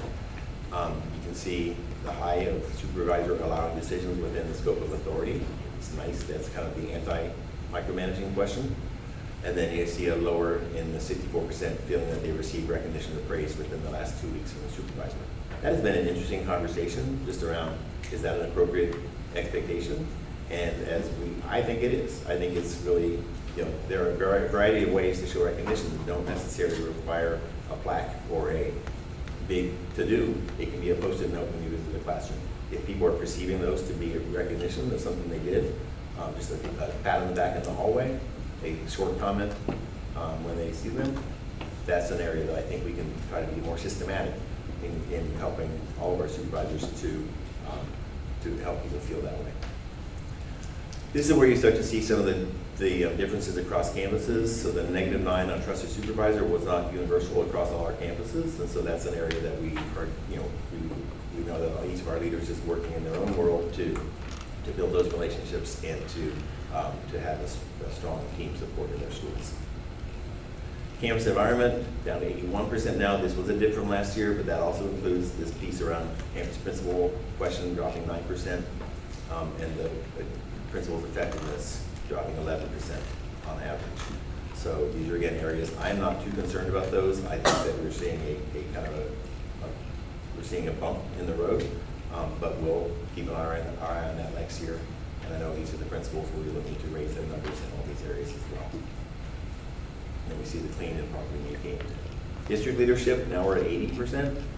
In this case, there weren't any areas that had big jumps or dips, but we saw a 4% increase with the trust that the district leadership will act in the best interest of students. It's great to know that 84% feel that way. It's a little frightening to think that 16% don't think that the district administrators want what's best for students. Can I clarify? Yes. And it's not just for this slide, it's all, when we say 16%, it is of respondents, because Yes. we don't have everyone in the organization respond. 16% of the 86% have responded. And then value the employees of the district. So, they feel valued by their campus leadership, but 24% of the respondents indicated that they feel valued strongly by the district leadership. So, something to think about. Curriculum and instruction, now we're at 77%, 89% feeling that they're held to high professional standards and they have the access to instructional technology, where we saw that big jump. 54% feeling that teachers with special populations receive adequate resources. I'm not a fan of that question because it's really kind of hard to figure out what are we talking about there. But I know that Ms. Hannah Boyd and the principals are digging into what that is about and where that perception is coming from and how they can strengthen that. We saw an increase in people's perception of the effectiveness of staff development and a decrease in the teachers playing a role in selecting the materials. Not surprising that we would see that with our increased commitment to state required resources, but again, it's impacting our employees' perception of their job. Board of Trustees, so there's an increase in the perception that our trustees are acting in the best interest of students. And we saw, 3/4 feel that our trustees are honest and trustworthy with no change from last year. Compensation and benefits, huge jumps, but still only 76%. So we see that we are at, a high perception of the district providing information about benefits. It's not on there, but there's a relatively low perception, like at 66%, I think, who perceive that they have the right enough benefits, right? And that's impacted probably by our healthcare expenses and other, the chunks that people see being taken out of their checks. So not something we have complete control over, but something important to attend to. And then pay is fair for the work. Big jump, but still only 64%. Pay is competitive, huge jump, but it's at 75%. But we had a running debate on whether we were going to crack the 50%. So I'm proud that we, with the support of the state funding and with our communication that we, and the compensation task force, did a lot of work to communicate. So very happy to see that. Now we're at the lowest level. This is student discipline, 73%. I would be curious to see the perception of this across the state and other districts, because notoriously, student discipline is something that is really hard to get that agreement that there's enough being done. But it is an area that we want to be much higher than 73%, and I think we can. We did see we saw big jumps at some campuses in that area though, from last year. And so you see, especially junior high had some massive jumps in that with their the approach that they took this year and their additional support. So an area to continue to focus on. And I think, again, that's partly reality and partly perception.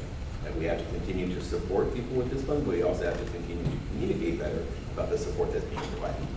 Because of that, one of the comments that was written in the little section was around the idea that students feel that they're being rewarded when they go to the office for the referral. I guarantee you that there is no administrator in the world who feels that they're rewarding a student who comes to the office for discipline. But that perception, when the student comes back smiling, then sometimes that's being seen as nothing's being done. So we've talked with our administrators about making sure that communication is there, so people understand what's being done and it's not just a lack of effort. So next steps are for each department chair and principal to identify for their campus what do they perceive to be the strengths and areas for growth. They don't necessarily all have disaggregated data. We don't have disaggregated data for this that separates out custodial from cafeteria, from maintenance, but campuses do have their campus-specific data.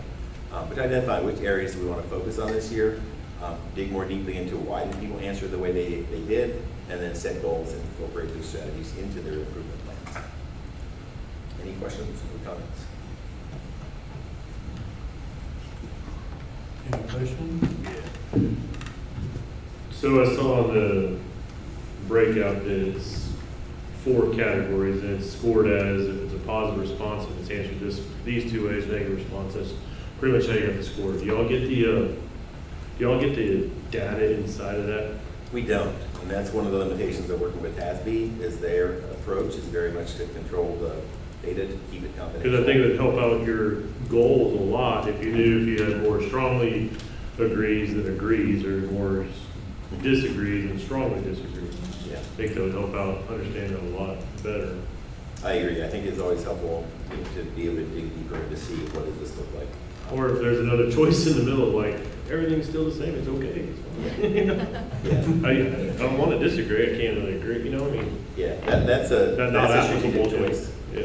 That's a strategic choice in surveys. Is like when you create that neutral, it kind of gives people a safe space to go. So a lot of times people choose to do an even number so that there is no middle, so people have to commit to saying, it might be 51-49, but you got to lean a little bit one direction. But that is the way that they've chosen to do it. I can ask, they did provide us additional information when I asked, so if we do want to get more detailed information about some of the specifically around that, I believe that they would probably. Yeah, I mean, if your negative numbers are just a disagree as opposed to a strongly disagree, then your work might not be as challenging as you might think. That's a great point. It's a really important point, and I can ask for that data. And then with that, on the bottom here, where it talks about concerns, is that kind of the same thing? What it would be of the negatives? And so again, like you're saying, you don't know if these 14 supervisor has poor communication skills. Is it strongly agree or disagree, or yeah, I don't like it. Those are actual comments though, right, that people have made. So there's 14 people that made the comment.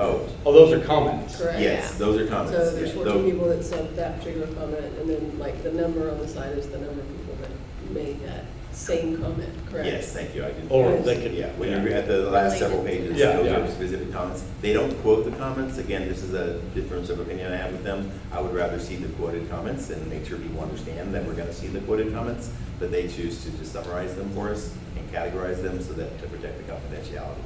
But yeah, those are not quotes necessarily, but they are the topic or the. Okay. And those are categorized by the campus because they don't separate it out by the district, correct? Those are just by district. Those are just by district. Those aren't separated out by campus. Correct. They don't tell you who they're asking, which or a department. They could be referring to the director of I'm actually the really impressed department. with the number of people we have responded. No, We had 92% of our teachers actually respond, and in some cases, more than 100% of the people in that area, even though they're self-employed, so they may have just like the wrong category. The number of people that we had respond to this, I think, is very, very important in terms of respondents, because you don't see that no, everywhere. you don't. Not that many people participate and trust the process of allowing the district to see how they feel about what's going on. So that is a very positive thing on our staff, and everybody that filled it out that says, hey, there are releases and issues, please do something. So I appreciate you pointing out where we can improve, and maybe if there is a little bit more data to get from, which I know I've worked in TASB too, they don't give you a whole lot. But it would be nice if they did. Thank you. Great comments. Any other questions or comments? Thank you very much. Thank you. Last thing for discussion is we need to discuss. Not the last thing, because we Oh. circle back on Okay. demographic. Is on there. We need a discussion of possible date for the special board meeting in June for the student evaluation. I thought we were. And then we're going back to the demographics, so hang tight for just a second, we're almost there. We won't be long. Yeah. Yeah, I know. Board members, we did, President Sartain did want to see if we could set up a time for the evaluation meeting. This is the annual standard meeting.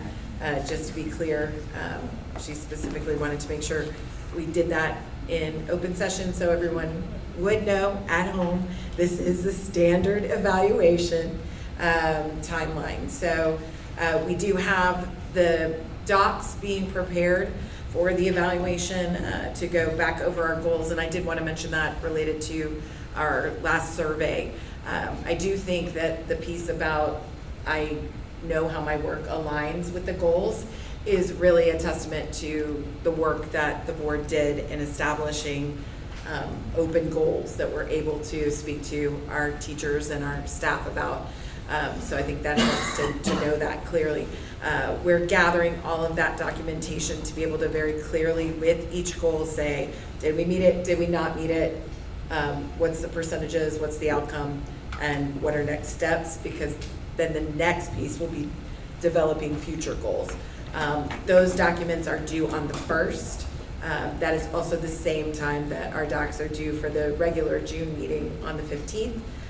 So wanted to talk through with you. I know that Ms. Sartain is out for work the 14th through the 19th. So if there's a specific date, if we wanted to stick with the Mondays, we have the 22nd to the 29th. I know we're into June, so it's a lot of work and vacation time as well. So if anybody had thoughts on the dates, we'll start with that. So our board meeting's on the 15th. Yes. 22nd, 29th. Ooh, it's a 5 Monday month. Nice. I am in town for both the 22nd and 29th. Does anybody have any dates that they're not available? It's like I do. And I will tell you if Mike will be here or not. Perfect. Looking at you, Joel. 22nd, 29th? There's a lot. Okay. Yeah. So, I know the 22nd, 29th are out for me. Okay. I mean, as of now, they're open, but I'm just saying, Sure. I mean, we don't have to do a Monday. Totally. as of now, those following Tuesdays are open, but that's all I'm saying. Right.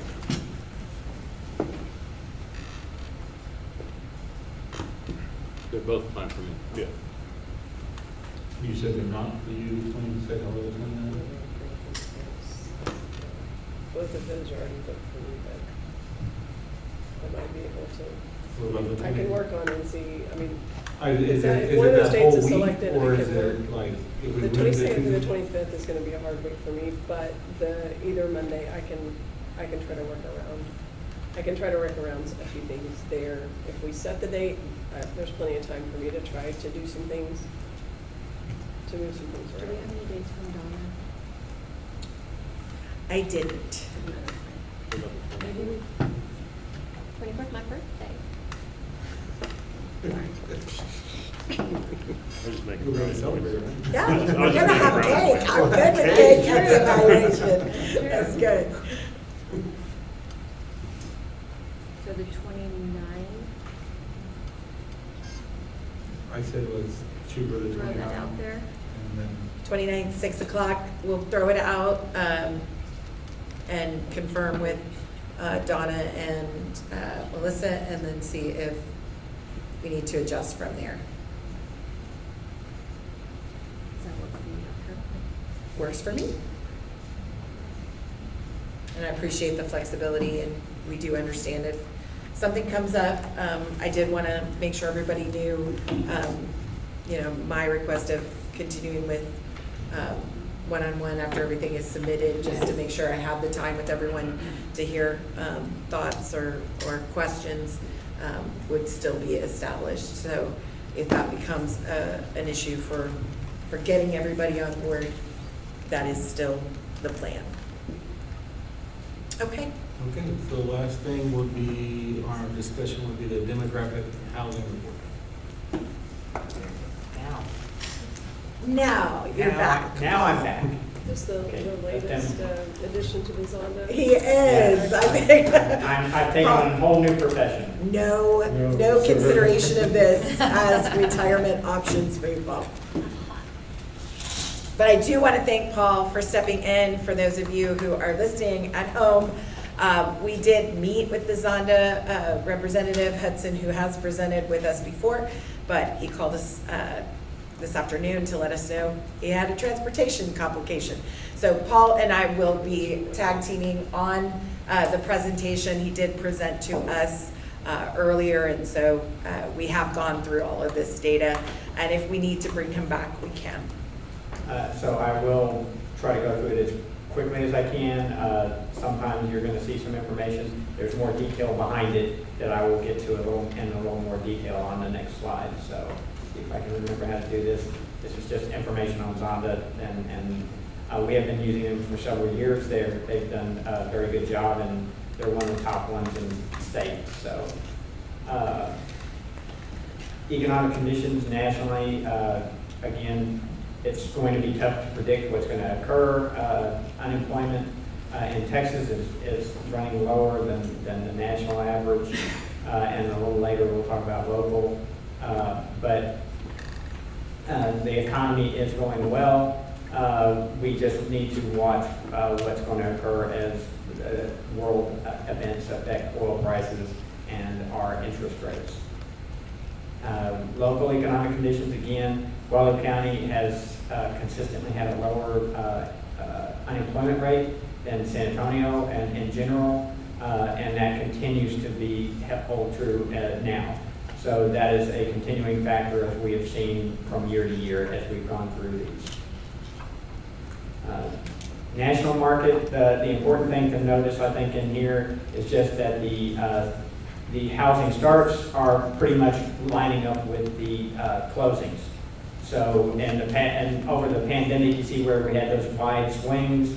Those wide swings have now settled back into that pattern of where the closings and the starts are kind of evening out, where these builders have kind of figured out where they need to be. And that same holds true in our regional area, that you can see the same spike up, spike down, and then we're now back to a rather consistent pattern where they're matching up. These interest rates, as they continue to come down, we will watch to see what impact it has as we go through this year.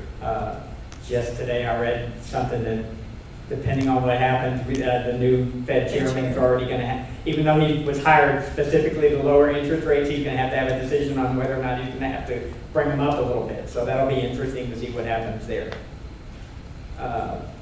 This is the more important thing for us. You can see our new home activity maintains high in the last 3 years especially, and even 4 years where we've seen that dramatic growth, but those closings and the new starts are matching up, and we're up in the high 700s, 800s from year to year right now. This was just on elementary zone, but that will be a discussion for next year as we get into an elementary zone. Demographics, the important things again to see is while Texas population increasing, Guadalupe County's population is increasing, and Navarro's has significantly increased. In 2010, we were at 7,000. Now we're at almost 16,000 in 2025. So and that is having an impact. The other thing that has that impact is that housing affordability, where we're at 99, so we're slightly under where we need to be, where we are an attractive place to be. And it shows in the people that are coming here. This gets into, you can see that our economically disadvantaged continues to move up a little bit every year. It's gone up a little bit. It continues to move in that direction as we go forward. This is a map you've seen before. We've all seen this before, where all the new housing developments are. The ones in yellow are what's coming in the future. The green is all active, so you can see we are continuing to grow.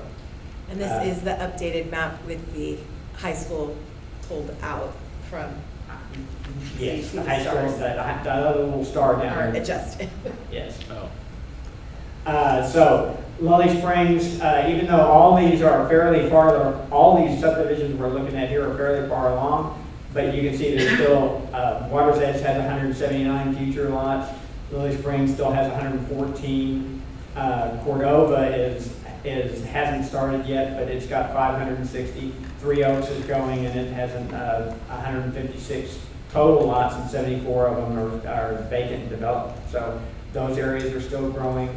That new one across from Navarro Ranch, which is that they call Yarrow North. Hope I'm saying that right. Yarrow. Yarrow. Okay. Yarrow North. Okay, Yarrow North. There are houses already in there. There are two. I saw them this morning. And Navarro Ranch I keep wondering when they're going to stop going back. Because every time I drive by, it seems like there's another group of houses being set up behind it. So they continue to grow. Woodside Farms and Hannah Heights are close to being built out at this point. There's 41 in Hannah Heights and only 11 vacant developed lots in Woodside, but they are pretty much grown out. And you can see from the satellite picture on the right that they're pretty far along. Cordova Trails continues to expand. That's the one right next to my subdivision. And there are 231 future lots. Swenson Heights continues to go with more future lots, and they have 245 vacant developed. And he has Borman Farms as being future lots. They are moving dirt on Borman Farms now. So they are starting the process in there. So I expect they will start probably putting houses up in the next 6 months or so, is what I would guess.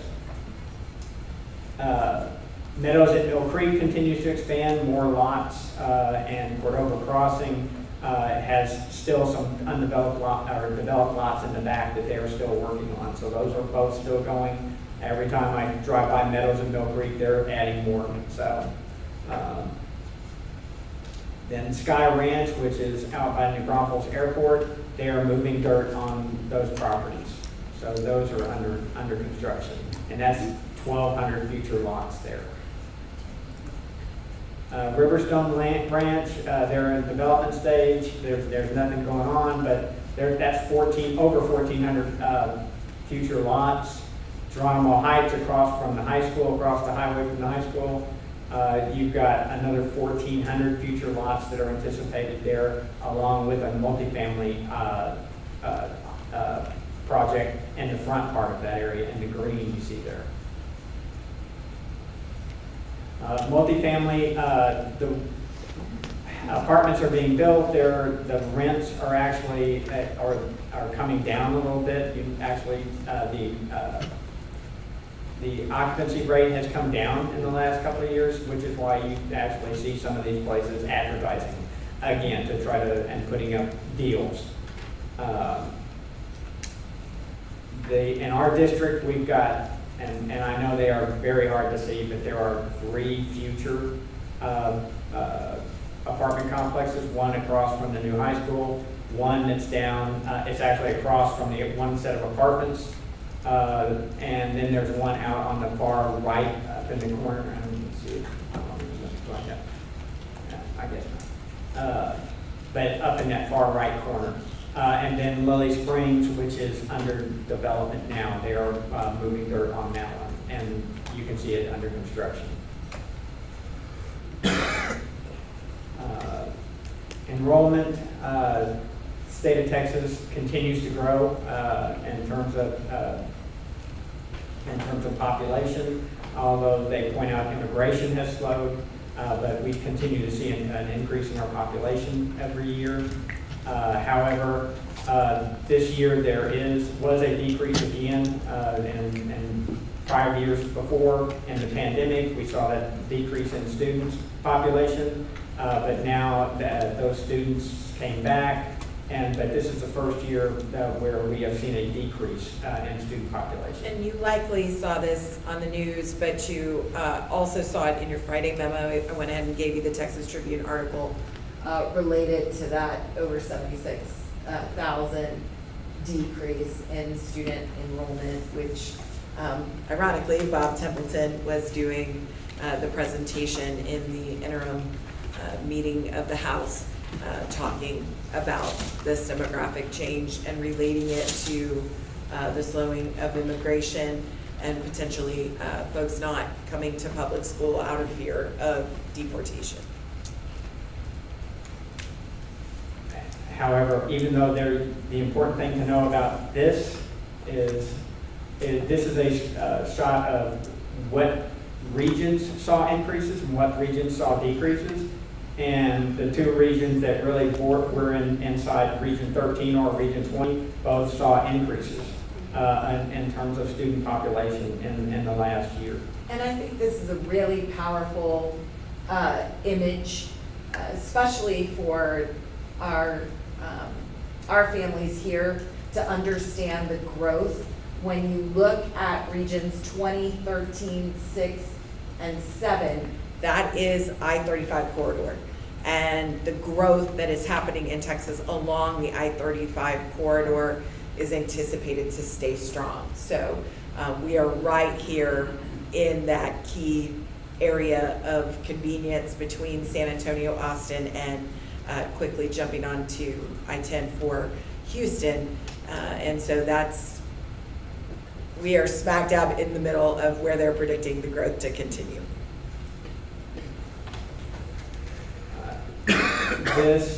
I'll talk about the positive enrollment change over several regions again, but a lot of that regional growth was driven by online programs that various schools in those particular regions have developed, and those virtual schools that they have done. And that's the virtual school enrollment you see is increased as more and more campuses and our schools have gone to that. And I think the key component Hudson wanted to talk through with the virtual schools is the concern that as districts are losing enrollment, they are gaining students by going this route. For example, San Angelo ISD seeing over 1,000 students added that are not physically present in their district because they are coming via their online education. I know currently there is funding available to develop that. I attended a webinar last week. We will continue to learn a little bit more about that. Northside is piloting an online program. It's a hybrid where students, anything that is physical, like their PE, athletics, any other fine arts, they would have to actually attend in person. Otherwise, they can take the courses online. However, if they are not successful for the grading period, they must return back to in-person schooling. I know there is talk of some surrounding districts maybe coming together with a consortium to have an online school. So we're going to continue in those conversations. we believe strongly in this district that the connections kids make physically being present are critical to their success. But we also know that we have some students who may need, through the accelerated program, to have more opportunity to stay in school. And so we are looking at those options. But when Hudson was looking at the numbers, he factored that in, what online schooling will do or could potentially do to our enrollment. So when you see the numbers come up, please know that that was a huge emphasis of what Zonda is looking at as they see what it does to other districts. It is a softening of our numbers, but over the 10-year period, it is by 65 students. So it's not significant enough to really affect the way we're staffing or our growth plan as far as facilities planning. Okay. So this is just talks about transfers in, students that are transferring in, students that are transfer out for various reasons. And it's not that we accept transfers. This is like somebody who works here and has their children come here. So that's where you're seeing those transfers come in.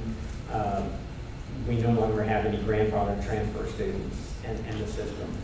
And transfers out mean they may be homeschooled, they may be working in a different district, taking your child with them, so those are transfers out.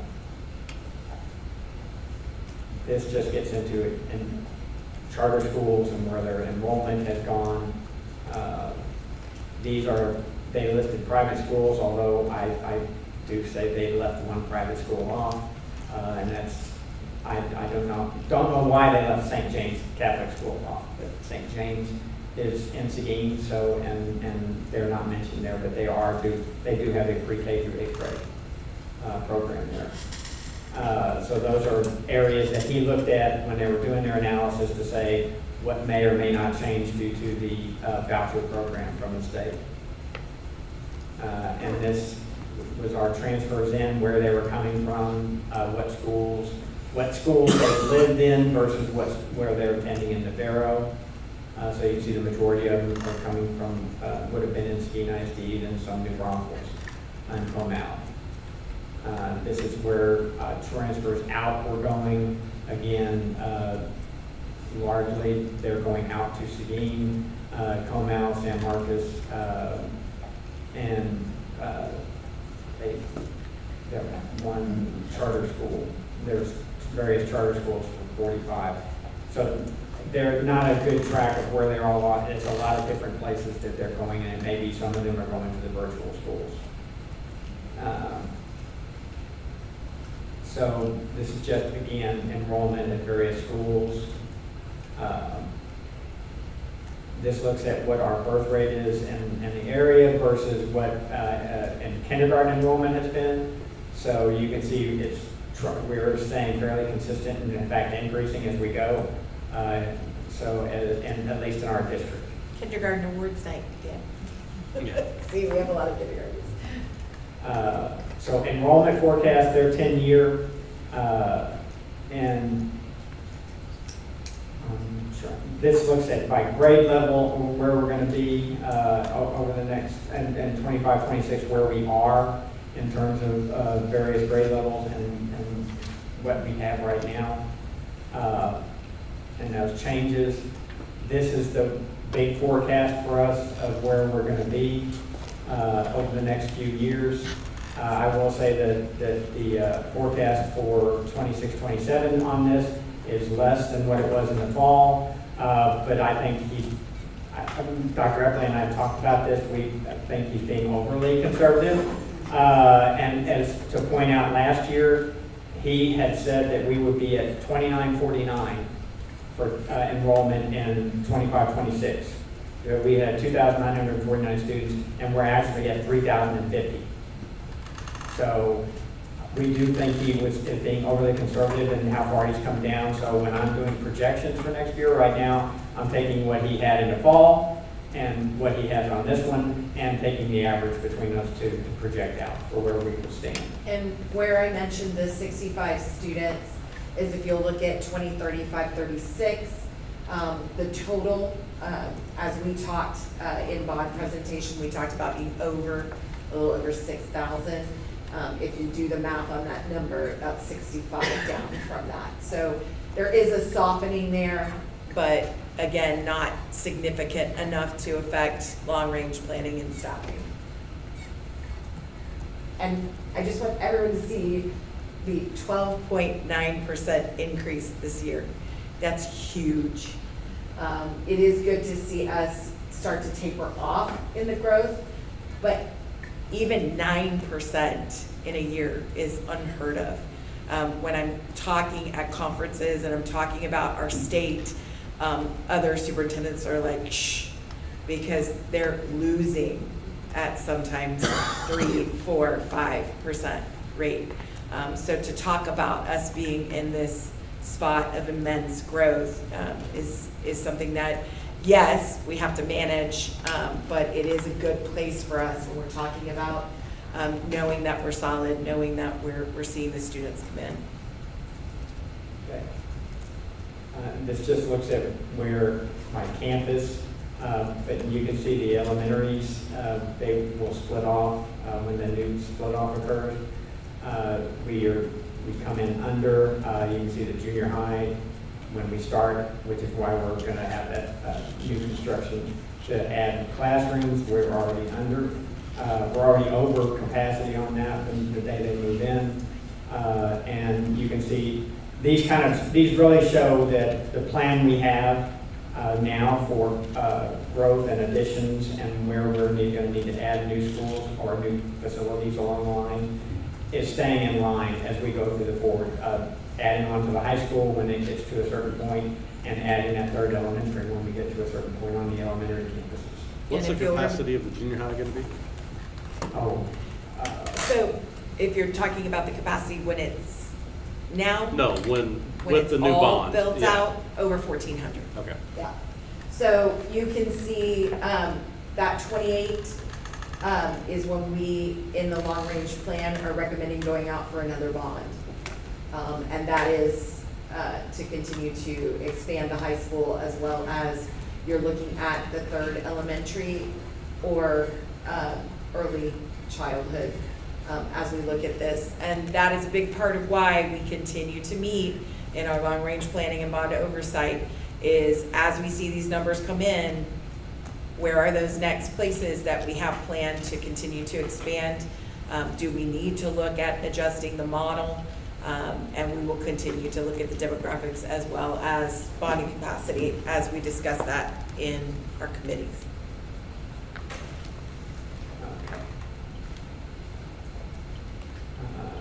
This is just that I think you've been given this information on the Education Freedom Accounts vouchers. You've already seen this and been provided this information, so this is nothing new on what they're having from us and what they're saying across the state. That we're seeing 75% of those vouchers have never been inside a public school. Right. We did receive one person who came to ask us about filling out the voucher.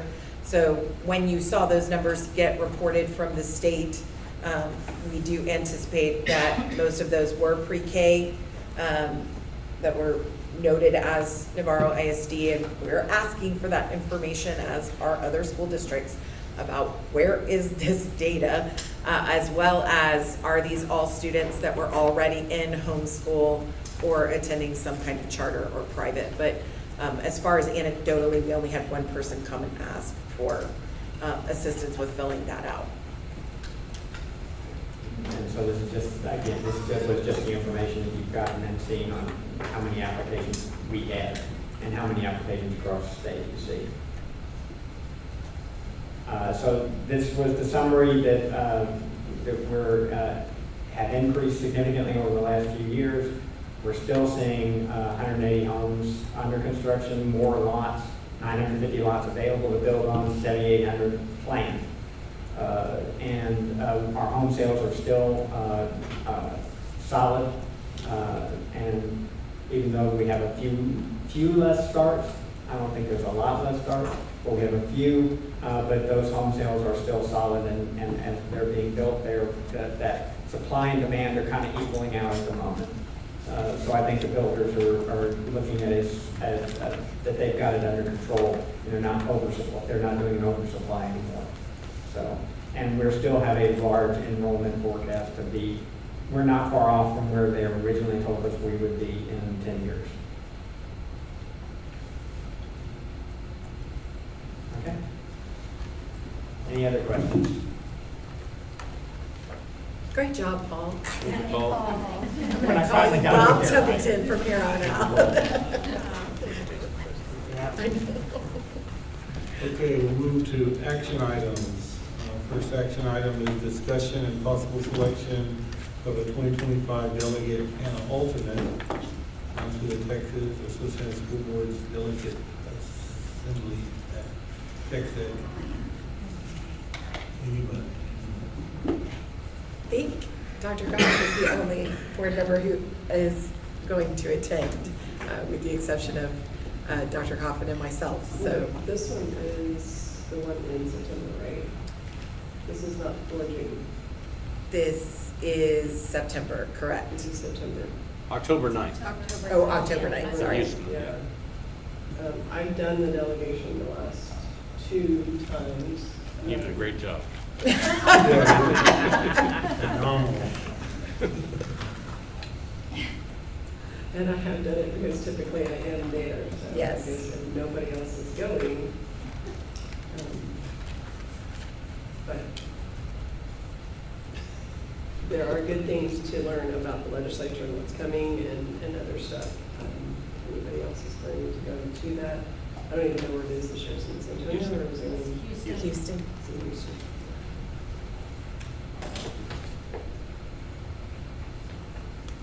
But I will be happy to share them. If anyone else knows they want to attend, you know, if not, I think. You know, I'm having trouble scheduling June, I'm not sure. Yeah, it's about October, I understand. I understand. October is far out, but I am typically there.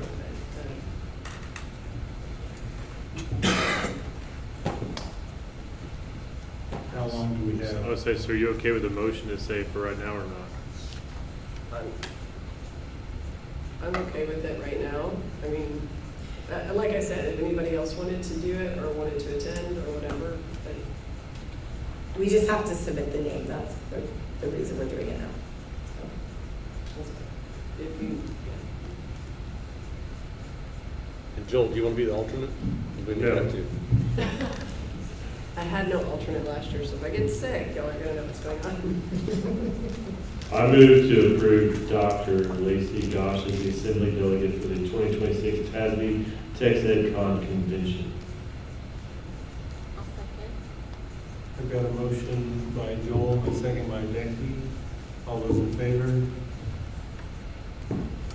Motion carries 5-0. Those voting for Joel, Becky, Clint, Lacey, and Dan. Congratulations.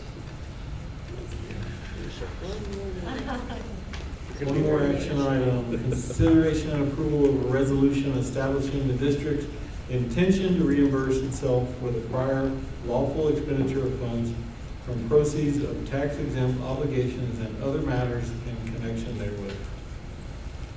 Thank you. The reason we're bringing this is we are talking to Samco actively here to determine when we should issue the bonds that we have. We're talking to AGCM, working with them on what a cash flow is to move projects forward as we move forward on the numerous projects we need and what that cash would be. And because we want to take the most advantageous route for issuing our bonds. And if it looks like the best course of action is to wait until January, then I'm looking at with AGCM on what our cash flow is. We're fortunate to be in a good position with fund balance in the general fund that we could fund those dollars.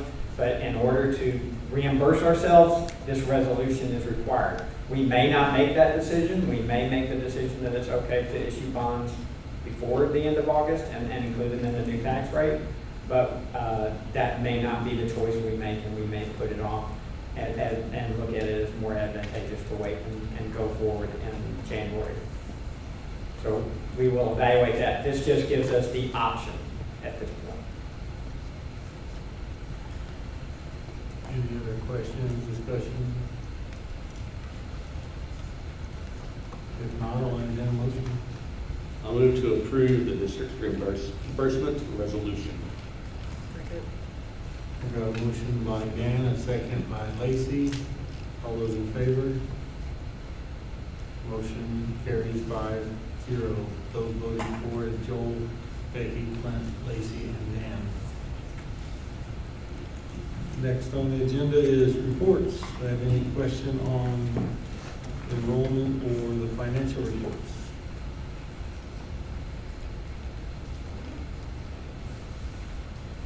No, hearing nothing, we'll move on to the consent agenda. Do we have any questions or discussing on any of the items in the consent agenda? I've read all of the pieces, but I guess my only question is we have chosen almost every possible procurement method we could for all of our community bond projects. Is that just to make your life more difficult, Dr.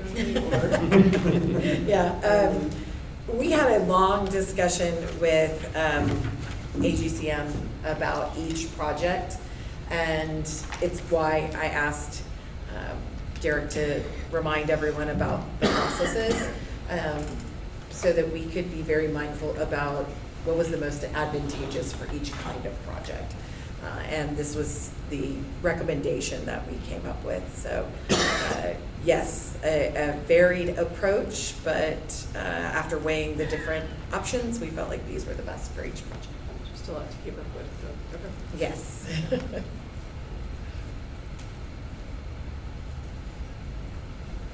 Any other questions? I would just like to say that the district contributing $4.99 next year for insurance is great. San Marcos, they cut ours by like $170. This, that's what's proposed tonight, and so this is awesome. So.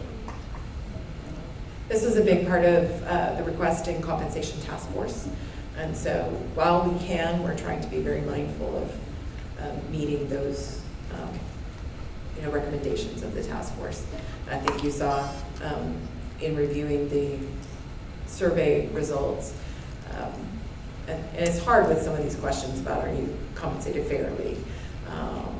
Do you feel like the benefits are appropriate, right? We would always want the ultimate for our staff. And within our means, though, we were able to stay with that, because I know personally each year, and I know you as well, Dan, have experienced it in education, the biggest disappointment is whatever gain you seem to get in compensation gets eaten up in your insurance premium. So anytime we're able to at least give some level of balance to that, it's a bonus. I did misspeak. It is $370, not $4.99. Right. So the right. insurance is $4.99. Yeah. Right, yeah. But I do want to say that TRS Active Care doesn't get enough credit sometimes. They do have done I think, a really remarkable job over the past few years. I think in the early years it was tough. Past few years they've done a remarkable job of keeping those premiums at a reasonable level so that it's not impacting districts too badly as they move forward.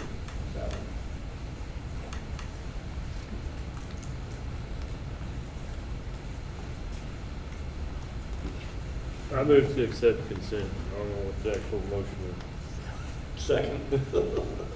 I've got a motion to accept the consent agenda as presented by Joel and a second by Dan. All those in favor? Motion carries 5-0. Those voting for is Joel, Becky, Clint, Lacey, and Dan. With that, the board may go into closed session pursuant to Texas Government Code Section 551074 to discuss the employment and resignations of professional personnel that include teachers and other professionals, and pursuant to Texas Government Code Section 551072 to deliberate the purchase, exchange, lease, or value of real property. Any related action will be taken in open session.